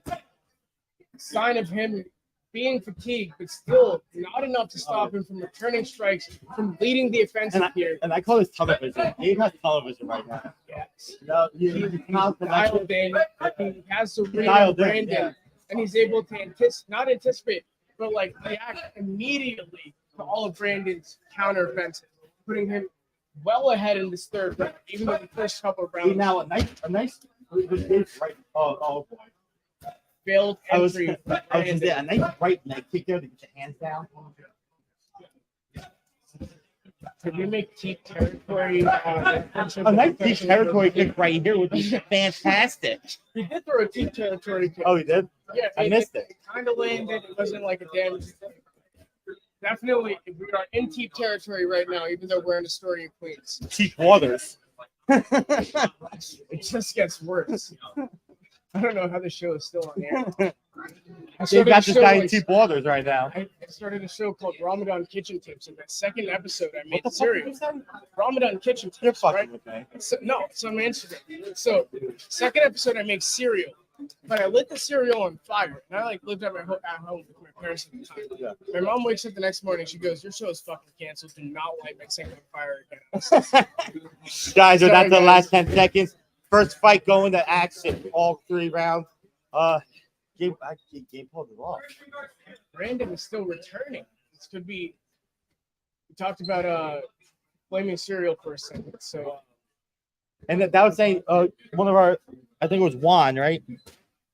Juan Rosario. I was like, what meal do you really want? He's like, I really just want fucking cereal, man. Sometimes cereal is what it takes to like, fill that void. Imagine my therapist. I'm gonna have to talk to my therapist too after this. By the way, in case anybody didn't know, I don't want to say I lost the bet. I did a friend a favor. I was at a bar last week, and I had a couple drinks, and I said, you know what, Kyle, I'll dress up as Barney for your kid's second birthday. Yeah, so now I gotta start watching Barney all week because it's August 20th, and yeah, I gotta get all the catchphrases down. We'll throw that up on FIGHTWORLD Live. You'll see me dressed up as Barney, probably. Who knows? We'll talk to David about that. David, you're more than welcome if you're COVID negative. And a very happy birthday to Dante Rivera, the mastermind behind the Dante Rivera BJJ system, who showcased a number of his fighters today, all who have put on incredible efforts, showing the highest level of technicality and fight IQ in and outside of the cage. Our next fight, while we're off air, anytime this is up, it's Stephen Renfro, Shane Burgos competing together on the same PFL. What a fucking dream. Well, get ready because PFL's coming out. PFL is coming back to New York PFL's coming City out, so things are happening. in exactly 1 week. They're doing their playoffs for, I believe, 2 of their divisions on the 18th, and the other 2 divisions, one of which Shane Burgos fights in, as the main event on the 23rd in Madison Square Garden. Now, MSG is Shane Burgos' home. Shane Burgos thrives in MSG, and he thrives in striking exchanges. And we saw that against in his fight against Charles Jourdain. We're going to see that again in his fight against another striker in Cassius Clay Collard, who's looking to make a name for himself and win the $1 million in PFL's 2023 playoff season. Clarissa just signed with PFL. Clarissa Shields just signed a big deal with PFL. And she did a couple MMA so far. And obviously they're bringing her up right. You know, they're not struggling, even though she's one of the, if not the greatest woman boxer of all time. If not, it's the greatest woman boxer of all time. Spade to spade. 2 completely different platforms. And Kayla Harrison as well, former Olympian, PFL, judo ace, absolute mastermind, signed to PFL, as well as, again, the news that kind of broke the world of MMA, that Francis Ngannou signed to PFL after it seemed like all hope was lost for his contract negotiations with the UFC and Bellator. It comes out with arguably one of the best contracts in MMA history. Francis Ngannou going up against Tyson Fury in a boxing match in just a couple of months. We're all excited for that. Who do you have for that, Francis or Tyson? Come on. I think the answer is very obvious. Come on. You're comparing, it's an apples to oranges thing. You know, you got, in my opinion, I mean, and this is a hot take, by the way. Tyson Fury is the greatest heavyweight of all time. It's a hot take. I think it's a reasonable take. It's lukewarm. Yeah, lukewarm. It's not hot, it's lukewarm. Yeah, okay. Because the thing is, he moves around like a 170, you know? Heavyweight. One heavyweight that moves like him. Agile fighters of all time. And he's that's so pound for awkward. pound, not just against heavyweight. He can move around the cage. He can cut angles and control the fight the way most flyweights and catchweights do. Tyson Fury, one of the best in the game, going up against a power puncher. Yeah. But we've seen that fight already. But now we're going to see it on, I don't want to say JB because Francis, I'm sorry. You're not Deontay Wilder. He's a boxer. You're a mixed martial artist. Hopefully, for me, I would love to be proved wrong, but the thing is, I'm seeing Deontay Wilder, Tyson Fury fights all over again. And maybe you get the puncher's chance luckiness, but the thing is, we saw that once. Deontay got that punch, but what happened? Out of nowhere. And thank God, because I hated that fight because I bet Tyson Fury and they made it a draw. Boxing, fix your judging system. But it set up 2 of the most legendary fights of all time. We're currently on the mic with Ben Davis and Chris Machi in the Flex Fight Series stage in the Melrose Ballroom. And that's the dude right there. With that bucket hat, right? That's the dude. Flex Fight Series, Chris Machi. Watching along, that's another one of his fighters puts on an electric finish and our guy Ricardo Sanchez exiting the cage right now. That's Bantamshot Media on the site. If you don't know us, you don't know us. You can't avoid us. We're here to stay. So get used to us. Now, we got one more fight coming up.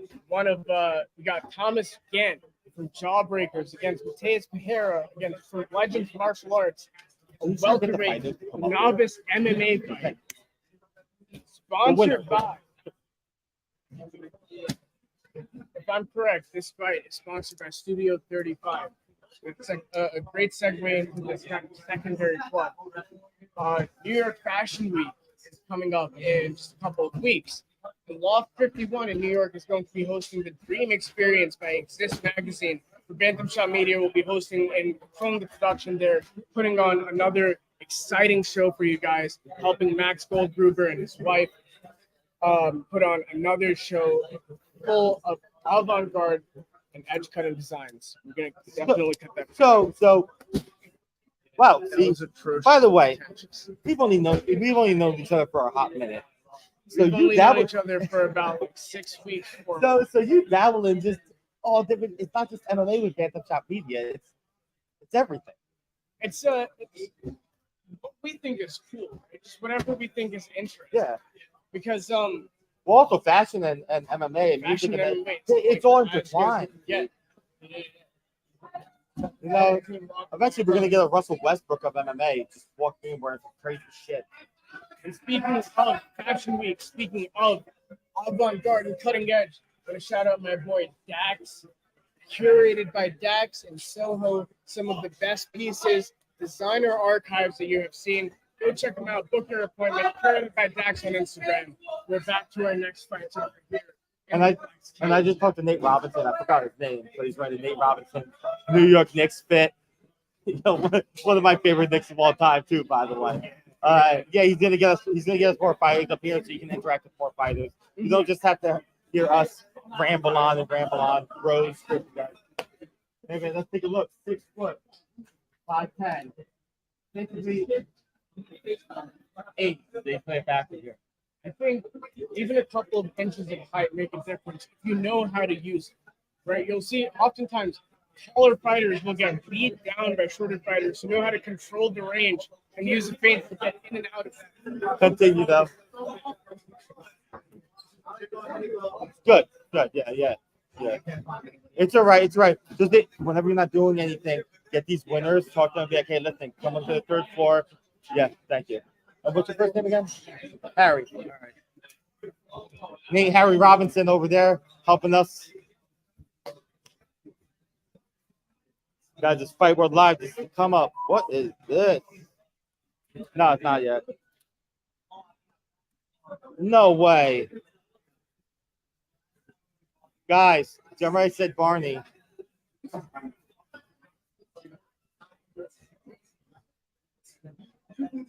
That's my costume for the birthday party. I didn't think it was gonna look like that. I thought, oh god. And right now on the flex page we have John Onigsberg. Yeah, sure. Why not? Bring it up. A little while ago. That's him. Okay. Walk into the cage. Yeah, come this way. Hell yeah. Guys, we got a champ coming up here. Harry, keep doing good work, by the way. Just bring up anybody. You are sick as fuck, man. What's up? I'm Shaun, by the way. Freddie. What's going on? Pleasure to meet you. Guys, first and foremost, you're a champion. Great chain, too. 205. You're not fighting this tonight, obviously. No, I fought 3.5 weeks ago. And how'd that go? I'm good. First round what? TKO. TKO. How'd you doing? Hit him knee in the body and then just ground him. All right, Freddie, promote yourself a little bit right now. Guys, Freddie, 205 pound. 205 pound MMA, right? MMA? Yes, sir. MMA Flex Fight Series champion. Freddie, what's your last name? Vidal. Freddie Vidal. Freddie, take it. Let's go, man. GOE all day.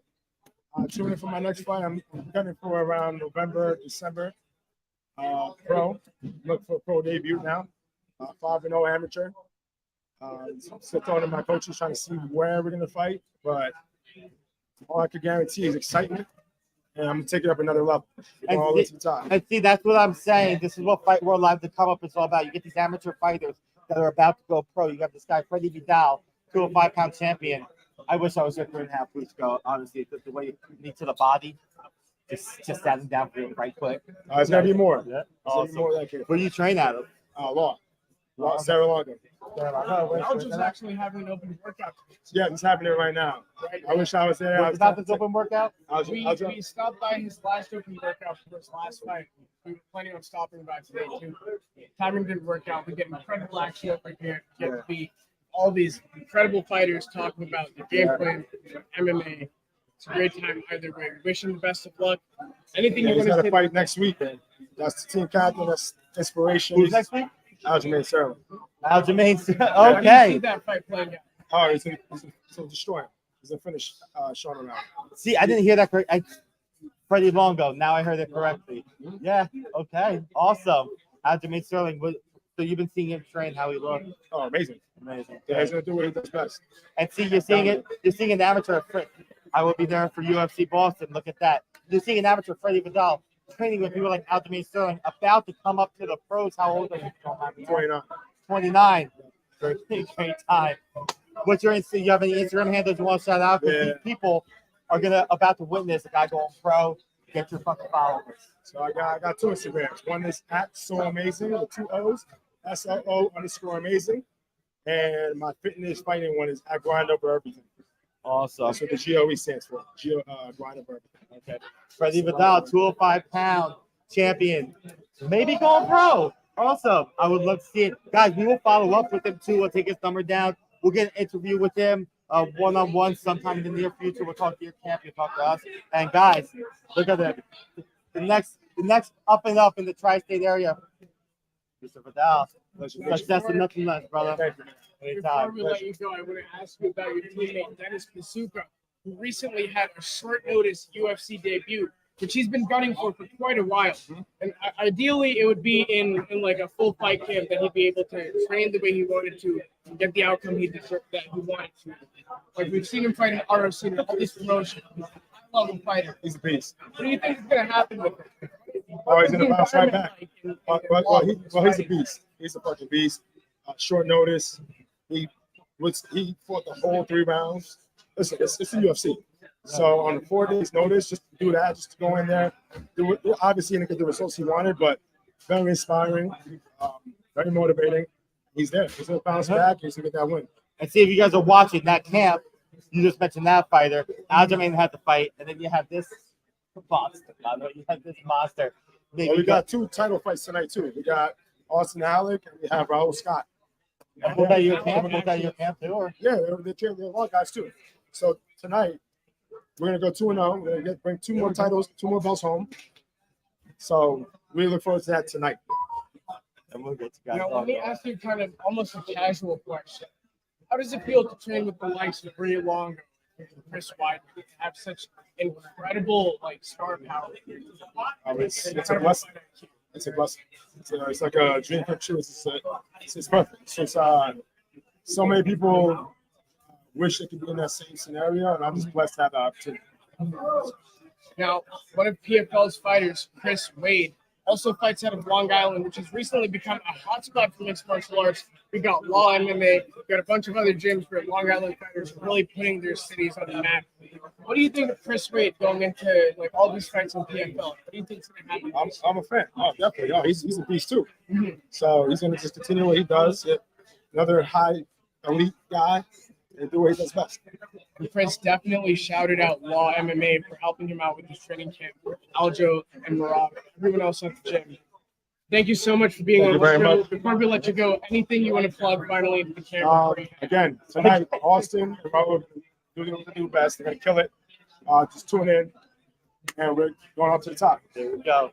Thank you, guys. Follow this guy. Longo and Weidman. And this is what I love about this platform, by the way, because when you think you're finished or not finished, you always have that extra question. You have that extra question to ask.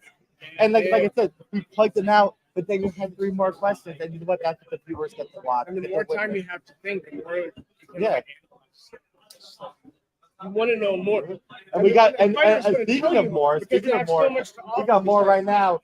This was the guy, by the way. One more, Dante This is the guy with that hat right there, with the hat at the back too, right? Yep, got it. Yeah. So what Harley you got? I have a Saltail Heritage, no two. I got a couple of them. I got a 72 Sporty, a couple different ones. And we'll talk about that a little bit later. Okay. Because I'm a Harley from that. It's an Americana, but let's talk about that fight. Yeah. How was the camp? Camp was great. So it was a quick turnaround fight.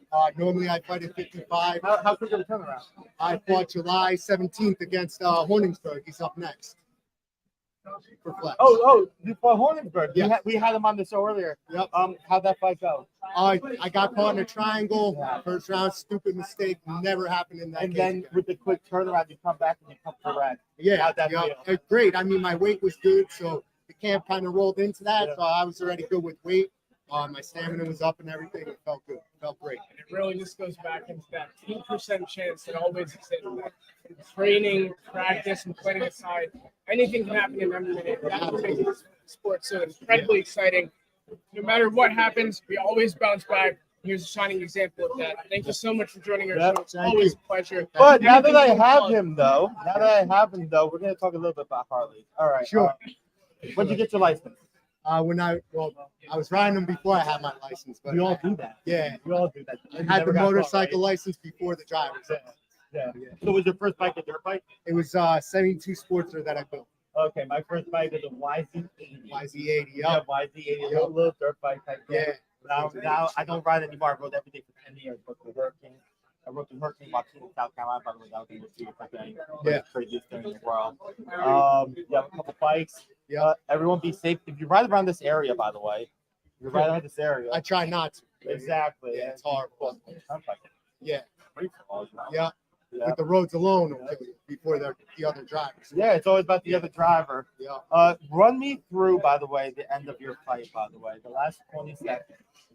All right.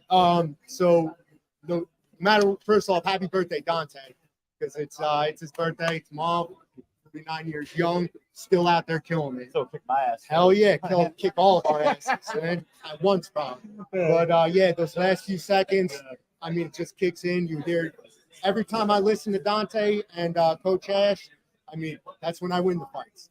When I veer away from what they tell me, that's when I lose the fight. So, like last fight, he's telling me, stand up, get your head up.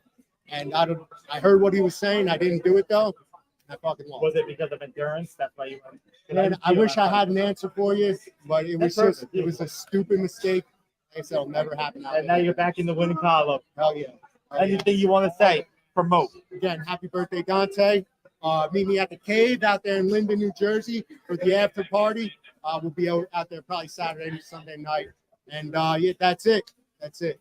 Pleasure to have you, brother. Thank Success you. and nothing less. I'll see you soon. Appreciate it. Thank you. We have one more grappling exchange up against the shield, against the cage, rather. That knee shield is really helping him get that posture before they see he's starting to try to get back to his feet. But again, the position on top over here, you're putting so much weight and forcing the other person to carry you. With the hips heavy right there. And again, this may be a done deal, it may not be, but he's fighting the hands. Ooh, that's it. Ooh, guys, we have our KO of the night so far. Ladies and gentlemen, wow. That's good timing. That's great timing.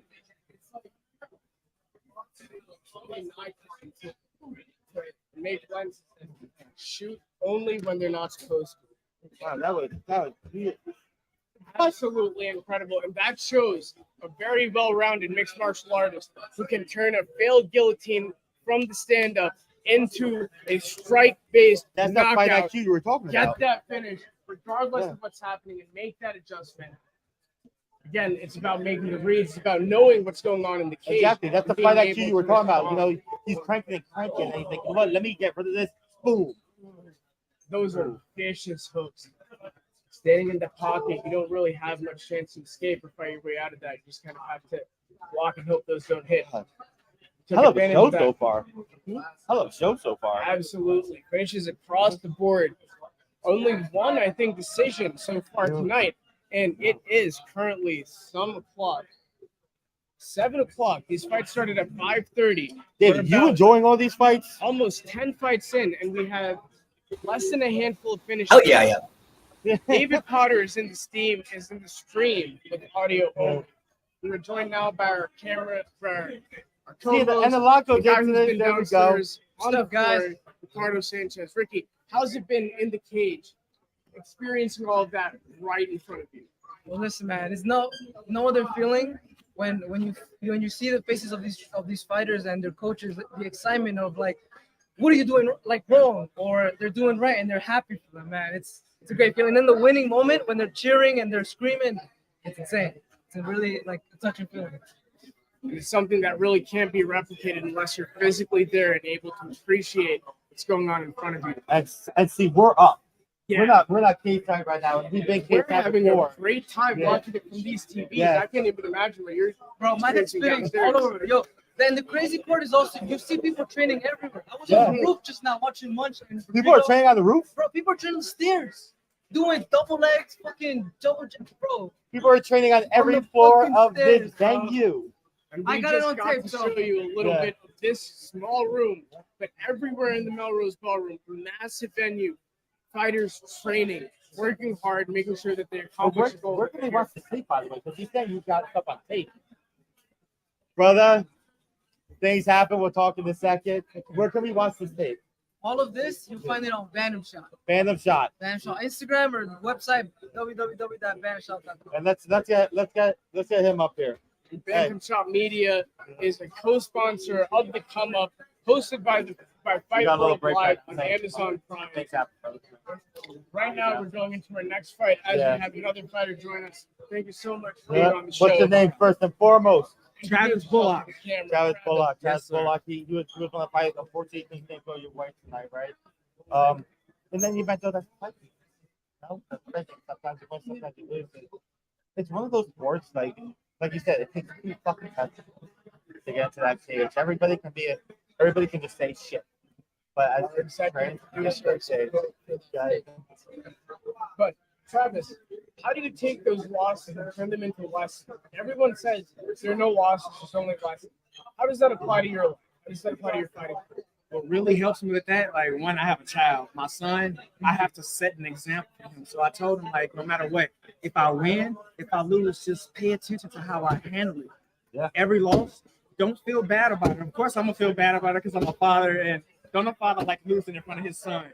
But the main thing I just tried to influence with my son and instill in him: take your losses with stride. Keep your head up.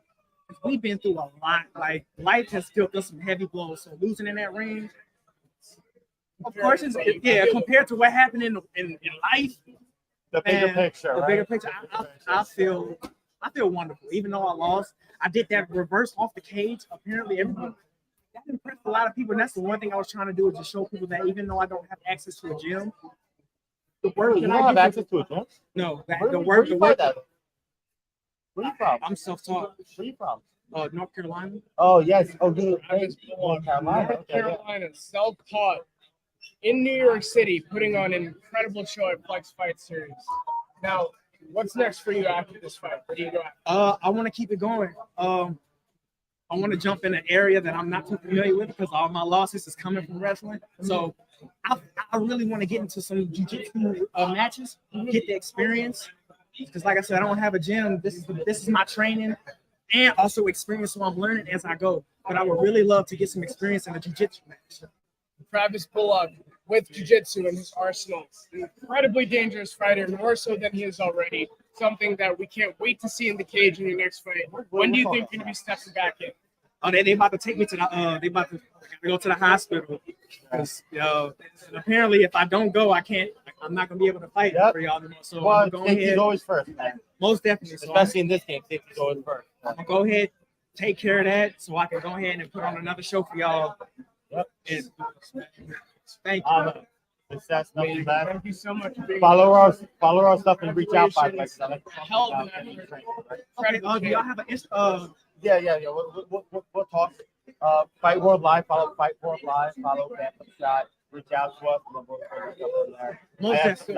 If you're gonna pick one of these, this is Okay. Oh my God, thank you, brother. Yeah. Y'all have a good day. Cowboy, South And then Carolina we for a can little connect bit. you with Fight World Live, with the Face-Off Show, and all the other sponsors.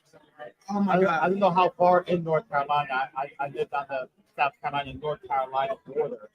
Tarboro, Princeville, like the area that I'm in, I gotta go 3 hours to get to a real legit gym. Are you like middle south in North Carolina? Yeah. Oh shit. Yeah, it's real. It's Yeah, real bad. So yeah, I was by Fayetteville.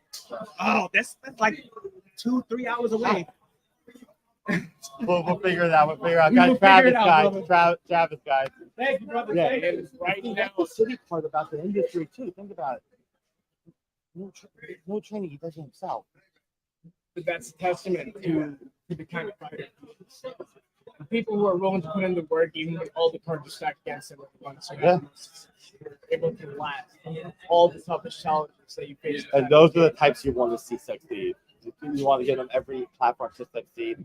Guys, his name is Travis Bullock. He's in North Carolina. If you're in that area, let's get this guy training. Let's get him on the map because you see the example he set for his son. I love it. I interviewed another fighter, Desmond McDonald, who recently won the MMA belt, coming in as an underdog, silenced all the critics. And his Instagram is Place of Peace BJJ. Desmond, you're an inspiration to all of us at Bantamshot, and we appreciate all of your time and your energy with us. The Place of Peace BJJ. This guy got a 27-second first-round knockout against one of the most highly ranked fighters on the New York amateur circuit. And he had been coming off of a layoff, off of tons of problems in his personal life, in his training life, and he managed to find that composure and pull it together out of the fire. And at the same time, after his fight, after an incredibly vicious and violent knockout, comes on the mic and preaches a message of peace. Use jiu-jitsu, use what you have to become a better person. Spread the love, keep positivity And going. speaking on that heavy knockout stuff, the fight we worked a couple weeks ago. Remember that guy Jared Cartagenas who got that big head kick? I actually reached out to him. He took that fight on short notice, and that's the thing about amateur fights. People take fights on short notice. 19-year-old kid, that dude he's fighting is going pro. Yeah. And she looked good up until that moment, though. He looked really good. Robert Guy is not to be messed with. That guy is vicious and violent. I'm sure he had nothing against Joseph. But after he knocked him out, there's a great picture I have of him, almost like Muhammad Ali style, standing over him like, fuck you. And it's incredible. It sparks so much emotion. And it's not personal. No, but you're allowed to, I think that's like a 10, 15 second thing. Straight live block over here. We got that. Oh. We got that. And John Königsberg. That's the guy we interviewed earlier, Michael John. Romano, Unfortunately, didn't go with Rivera, BJJ. John. John had a ton of respect for Dante Rivera, BJJ. Again, Dante Rivera's team showing exactly why they're ranked as highly as they are. Another finish in the Flex Fight cage. This fight is brought to you by Stronger Snacks. Right here. See that there. Yeah, right, the tendons right at the back of the knee, unfortunately. Oh no, it's an awful feeling. It's absolutely atrocious. And the thing is, it's a delayed pain, but it's like a 3-second delay. So you feel your knee twist and pop and whatever, and you're like, this is gonna fucking hurt. Yeah.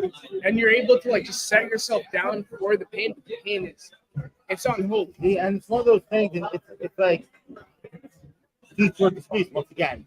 You know, you can take that pain, you know, try and get out of it, and then something bad really happens that helps you for a year, 2 years. Or unfortunately, you just gotta take the bullet right there and tap out and fight another day. And then you see guys like Tony Ferguson who go up in the most atrocious, hard to watch joint locks and still doesn't have. Tony Ferguson is a different animal. We already know that. Yeah. It's like you got the Diego Sanchez, the Tony Ferguson, you know. Bigger card, any card, they're all Bantamshot media. No, not yet.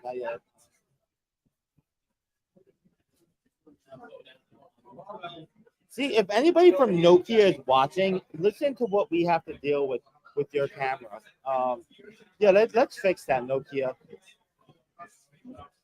And here at Bantamshot Media, we heavily regret to inform you that half of our team still uses Nikon equipment, and the 30-minute time limit is just, it's not doing it for us. Nikon, we need to get better software going because I love your products.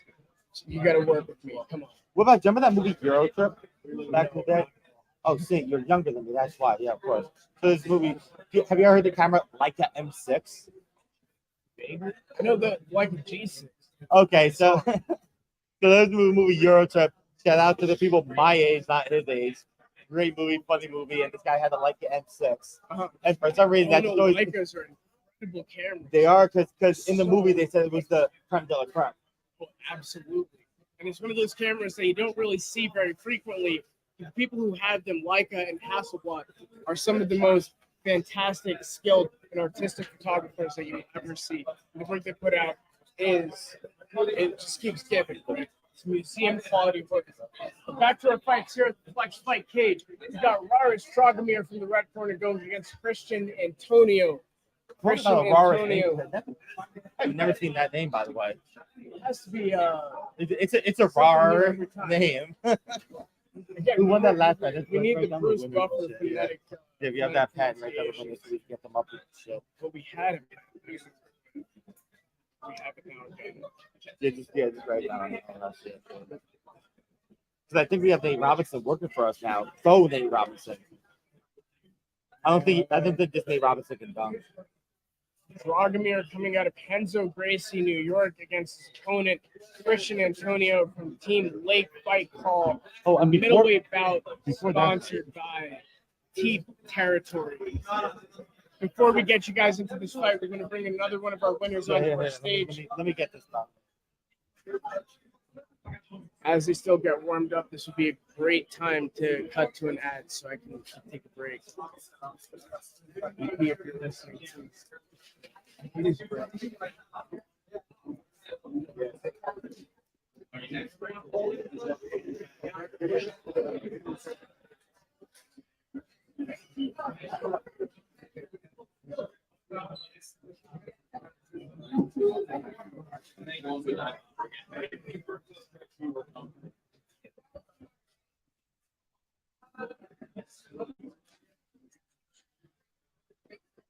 Getting ready to start our next fight. Raris Dragomir going up against Christian Antonio. We'll get that in a second. We'll get this second. But we're going to get one of the fighters up. I believe, I'm not sure which one he was, but we're going to get him up here. Had a great fight. Thomas again against Mateus. And his camp, by the way, is wearing, from a wrestling background, he's wearing an NC State Wolfpack wrestling shirt. One of the greatest New Jersey wrestlers of all time, Darian Caldwell, actually won an NCAA championship wrestling out of NC State. And you know, wrestling is probably the most defining aspect of well-matched MMA fight. Because it comes down to, again, scrambles, clinches, these very technical exchanges where it really comes down to you being the last one to respond. If you give up 1 second early, that fight is lost. And the best MMA fighters are the ones who integrate wrestling into their striking, into their jiu-jitsu, and make it permeate every part of their game plan in the cage. Well, if you notice, a lot of people with wrestling backgrounds have actually went on and either gotten championship fights or won championship fights. If you look at it, the list goes on. You know, you have the Brock Lesnar, you have the Chael Sonnen, you have the Kobe Covington, you have the Kamaru Usmans. You know, these people are all standout D2, D1 wrestlers.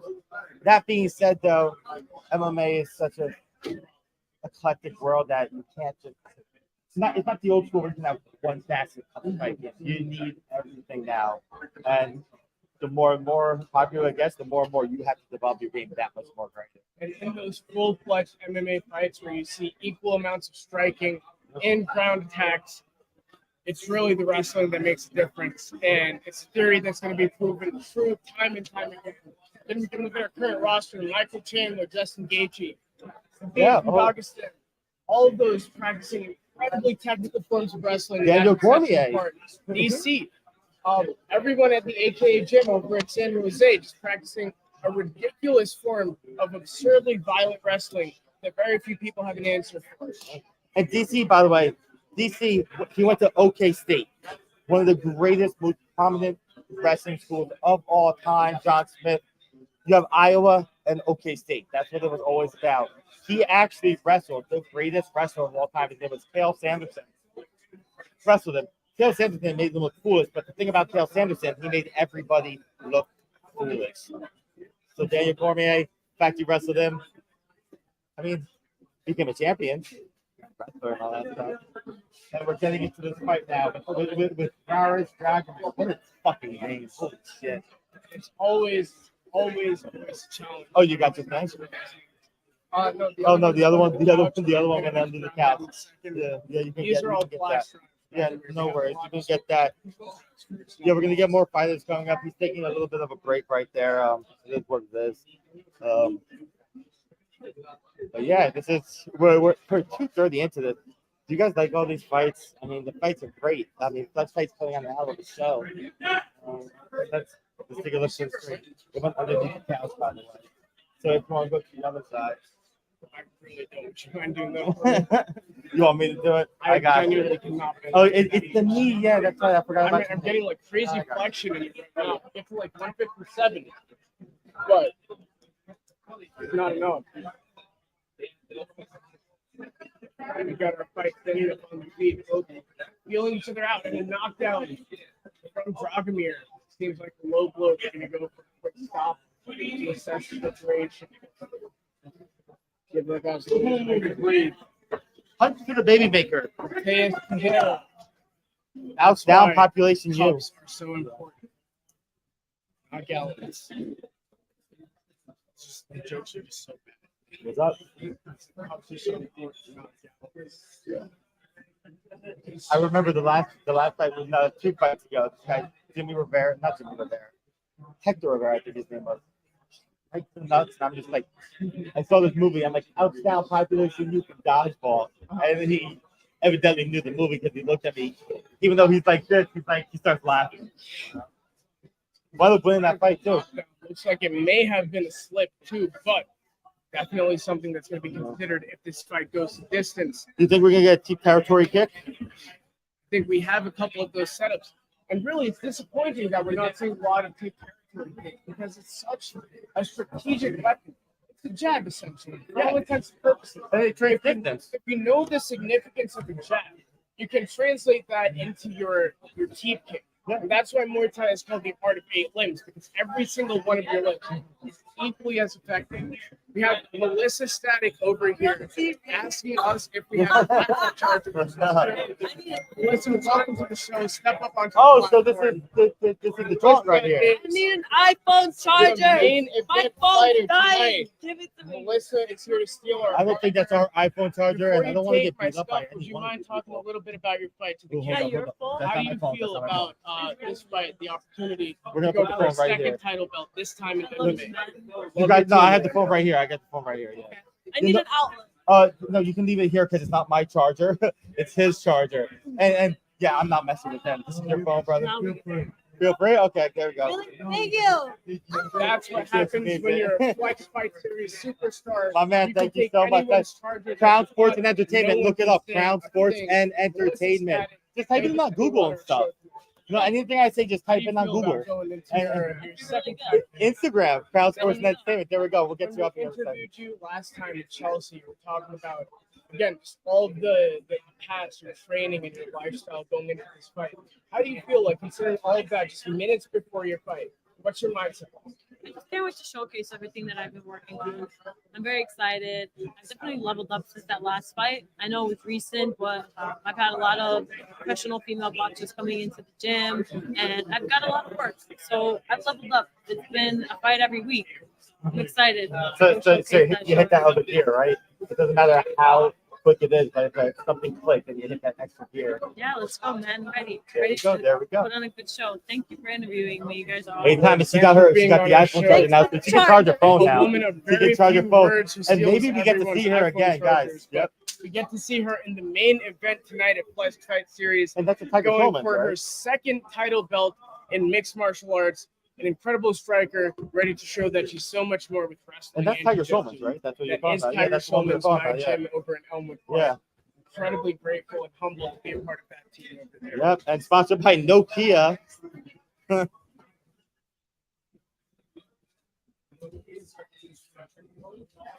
That's 30 minutes again. Hold up.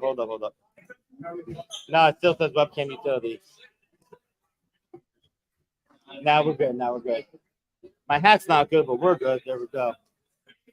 I got stuff on my hat game, but this is my favorite one. You saw the Amish one last time. You know what I mean? I didn't want to go back to back on this time. Got an ad one time to subscribe to a year of GQ for like $8, and they sent me a free hat. And the problem is it says GQ on the front. Oh, fuck that. It's okay, but on the back it says proud subscriber. What's this say? Wait, what? It says proud subscriber on the back. Oh, come on. And you can't wear the hat forward because everyone behind you is going to be like, this guy's a fucking scrub. You can't wear it backwards because everyone in front of you is like that. I'm not a proud subscriber of GQ anymore. I forgot when my membership got canceled. People still buy magazines? I know, right? And they have incredible. I feel like they're like CDs. They're just so goddamn outdated. Great striking exchanges. Both look to feel each other out. Take advantage of any openings that they find. 2.5 minutes left in round 2. This guy's legs are Debo. Or what? Come again? Debo. He's huge. He got tree trunk. But it's a matter of how effectively he's using it. Of course. Again, this is a perfect place for a T territory kick. Coming against the cage, he can make those openings and find a fight-ending shot. And then after that, you can drink some Nerd Energy drink. After that T territory pick. Sponsored by Nerd Focus. Nerd Focus. PFL. I actually had one of those for the first time for the event we recently worked at. I've never had Nerd Focus. I recently just had it. It's fucking delicious, dude. How's the focus for it? I mean, I focus that event? Remember that they sponsor our show. Yeah, of course. I would focus that event. Focus is incredible. You just cannot be distracted when you drink Nerd Focus. And jokes aside, they produce an incredible drink. It's clean. It gets you to where you need to go. It gets you helps you get your day done, whatever you need to accomplish. Well, that's like the new age of energy drinks. You read the back, and everybody's doing it right these days. It doesn't have all that other dumbass shit in it. So then, how do you decide which one is? Well, you decide because you drink Nerd Energy Focus. Well, yeah, of course. That goes without saying. It was a rhetorical question, and he answered it perfectly. Nerd Focus. See, he's testing me and stuff. God, series. keeping me on my toes. All right. We're 241 into this. We are currently in fight number 12 with 43 seconds left in round 2, presented by Swole House Meals. Swole House. Rara's Dragomir trying to make a statement over here, trying to end the round strong, staying on his feet as much as he can, even though we know his grappling and his ground game is there when he needs it. So what we're going to do for the next interview, you're going to interview them yourself, and I want Ricardo to come with me and see the action. And I'm getting jealous. Yeah. I was actually thinking. You were thinking about that too, right? Camera and go downstairs. Yeah, maybe I did the interview. You go do your drawing with the camera. I would diplomatically ask you to just take the show over for 20 minutes by yourself. Yeah, of course. But we could switch on and off. As soon as I come back, you go up, or as soon as you come back. And for our next break, we're gonna take another break at the 2-minute 50 mark. We're gonna take a 5-minute break, and then we're gonna come back at 2:55. When is the intermission? Because I know there's an intermission here. 1, 2, 3, 4, 5. About 5 fights left on our prelim card here at Flex Fight Series. And we're most likely going to go to a short intermission after that, at which point we're going to go back into our jiu-jitsu format matches and then get into our main card, of course, featuring the likes of Savalik, featuring the likes of Nazar Dimas and Gavin Leith, all looking to prove themselves for the first time or again in the Flex Fight cage or just in general, looking to make a mark and leave a statement in their careers and their records. Let's take a look at what's going on over here between round 2 and 3. All these guys are on the come up. They're all on the come up. And now we give them an opportunity to be on the come up. Exactly. Also, yeah. Ideas are great. Beautiful things happen from very spontaneous moments, man. You just gotta ride the wave sometimes. The first 25 minutes of the show were just straight unhinged schizophrenia. Oh yeah. Talking about the B movie. Oh, the B movie. We went over to Little Caesars from 61st Street, Upper West Side, to East Harlem. Got stale hot and ready pizza, brought it back to Florida, and ate it while watching the team. I remember waking up from 45 minutes later, credits rolling. What is going on? I was like, oh wait, that is happening. And guys, we'll be taking a 5-minute break in a minute and 30 seconds. I want to give us out to David Potter. David Potter giving us this platform to produce for you guys. Just keep watching, keep tuning in. We're 2 hours, 3 hours.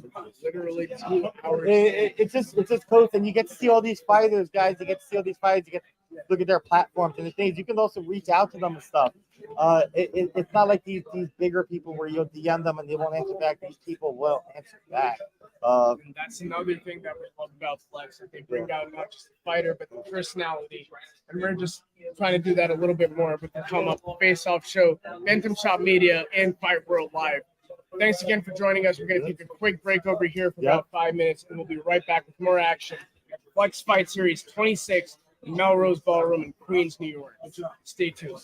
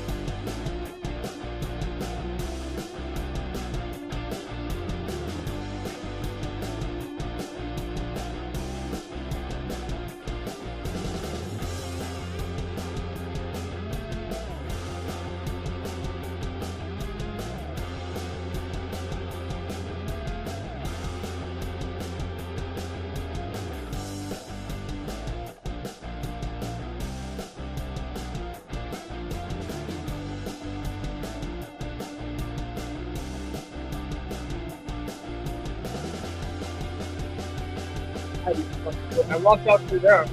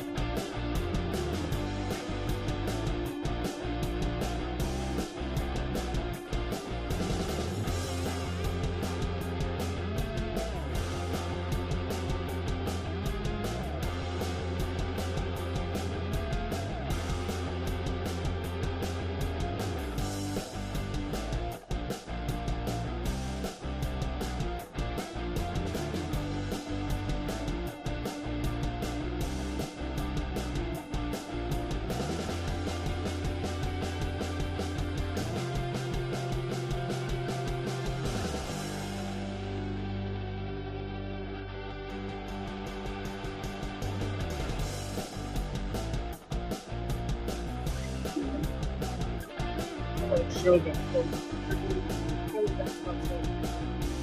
Stop saying what? Oh, webcam utility. Yeah. Yeah, David, we're gonna wrap this up.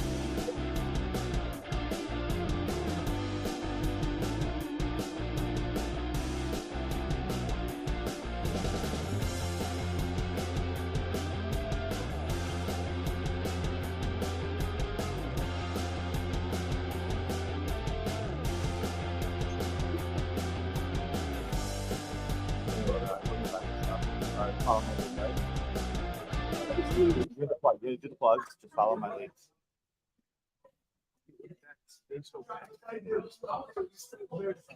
Ladies and gentlemen, unfortunately, listen, we're all fans of MMA here. We've been live for about 3 hours.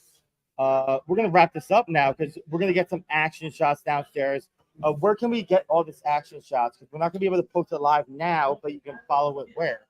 So live fight updates are going to be on bantamshot.com, presented by the Face Off Show. We're going to have this podcast going up on Fight World Live on Amazon Prime. Come up, hosted and produced by David Potter, myself, Shaun Damian, and in absence, Hector Velasquez, who played a pivotal part in putting this show together and planning it out for us. And it's really a shame that we can't have him here with us. Still, Hector, your presence is felt. We appreciate everything we do for the show. We can't wait to have you back on. And see, the idea is this. You just saw the upstairs stuff, and we just took a walk downstairs, and the energy is so palpable. So what we're going to do is we're going to go downstairs. We're going to take some shots. Once again, they'll be on Bantamshot. Take a look at it. Guys, this has been the Come Up Podcast. Thank you for being a part of us. We're growing. We're going to get better and better. If you have any ideas, please send them our way. We're trying to get the amateur MMA tri-state area out there for the whole world to witness. Stay tuned on bantamshot.com, not just for updates on Flex Fight Series, but also for PFL's upcoming stint in New York City at Madison Square Garden. We're going to be on the ground there taking care of the media and watch the PFL usher in their playoffs and decide who's going to go into those $1 million fights in November of this year. And the last person we thank is Chris, right? Chris Machi, again, an incredible opportunity for having us in his fights at the Melrose Ballroom, doing all of this announcing and analysis for him. Again, he's putting together these fantastic shows with highly, well matched up fighters, right? These aren't bad fights. All these fights have been down to the wire. The matchmaking has been to the goddamn T. It's goddamn incredible. And if you look at the screens behind us, I'm sure you guys can already see the level of the production over here, the amount of attention that's going into detail. Which again, we didn't get to talk about it too much in the beginning, but when they were just setting up, you wouldn't be able to tell whether this was just an amateur production or a fully professional televised pay-per-view production. Flex Fight Series has done it right time and time again. See you next time on the Face Off Show, presented by Bantamshot Media, the Come Up, and Fight World Live on Amazon Prime. Executive produced by David Potter, hosted by myself, Usama Badi, Shaun Damian, and in absence again, Hector Velasquez and Ricardo Sanchez, who has been doing all of the legwork behind the scenes to make sure that the show stays on air. And get your Nerd Energy drink, guys. Nerd Energy focus. Drink. They're the Focus next on one. being a nerd. That was the absolute worst outro. That seems like the best place to call it because it's not going to get any better. Thanks so much for tuning in. We'll catch you next time at the next show. We'll let you know on bantamshot.com. Let's get to the where fucking that's action gonna be. downstairs. Let's get to the action downstairs. Let's catch up with some of the other fighters. Shaun, great show. Thanks for putting the time in. Ricardo is gone, but also great show there. And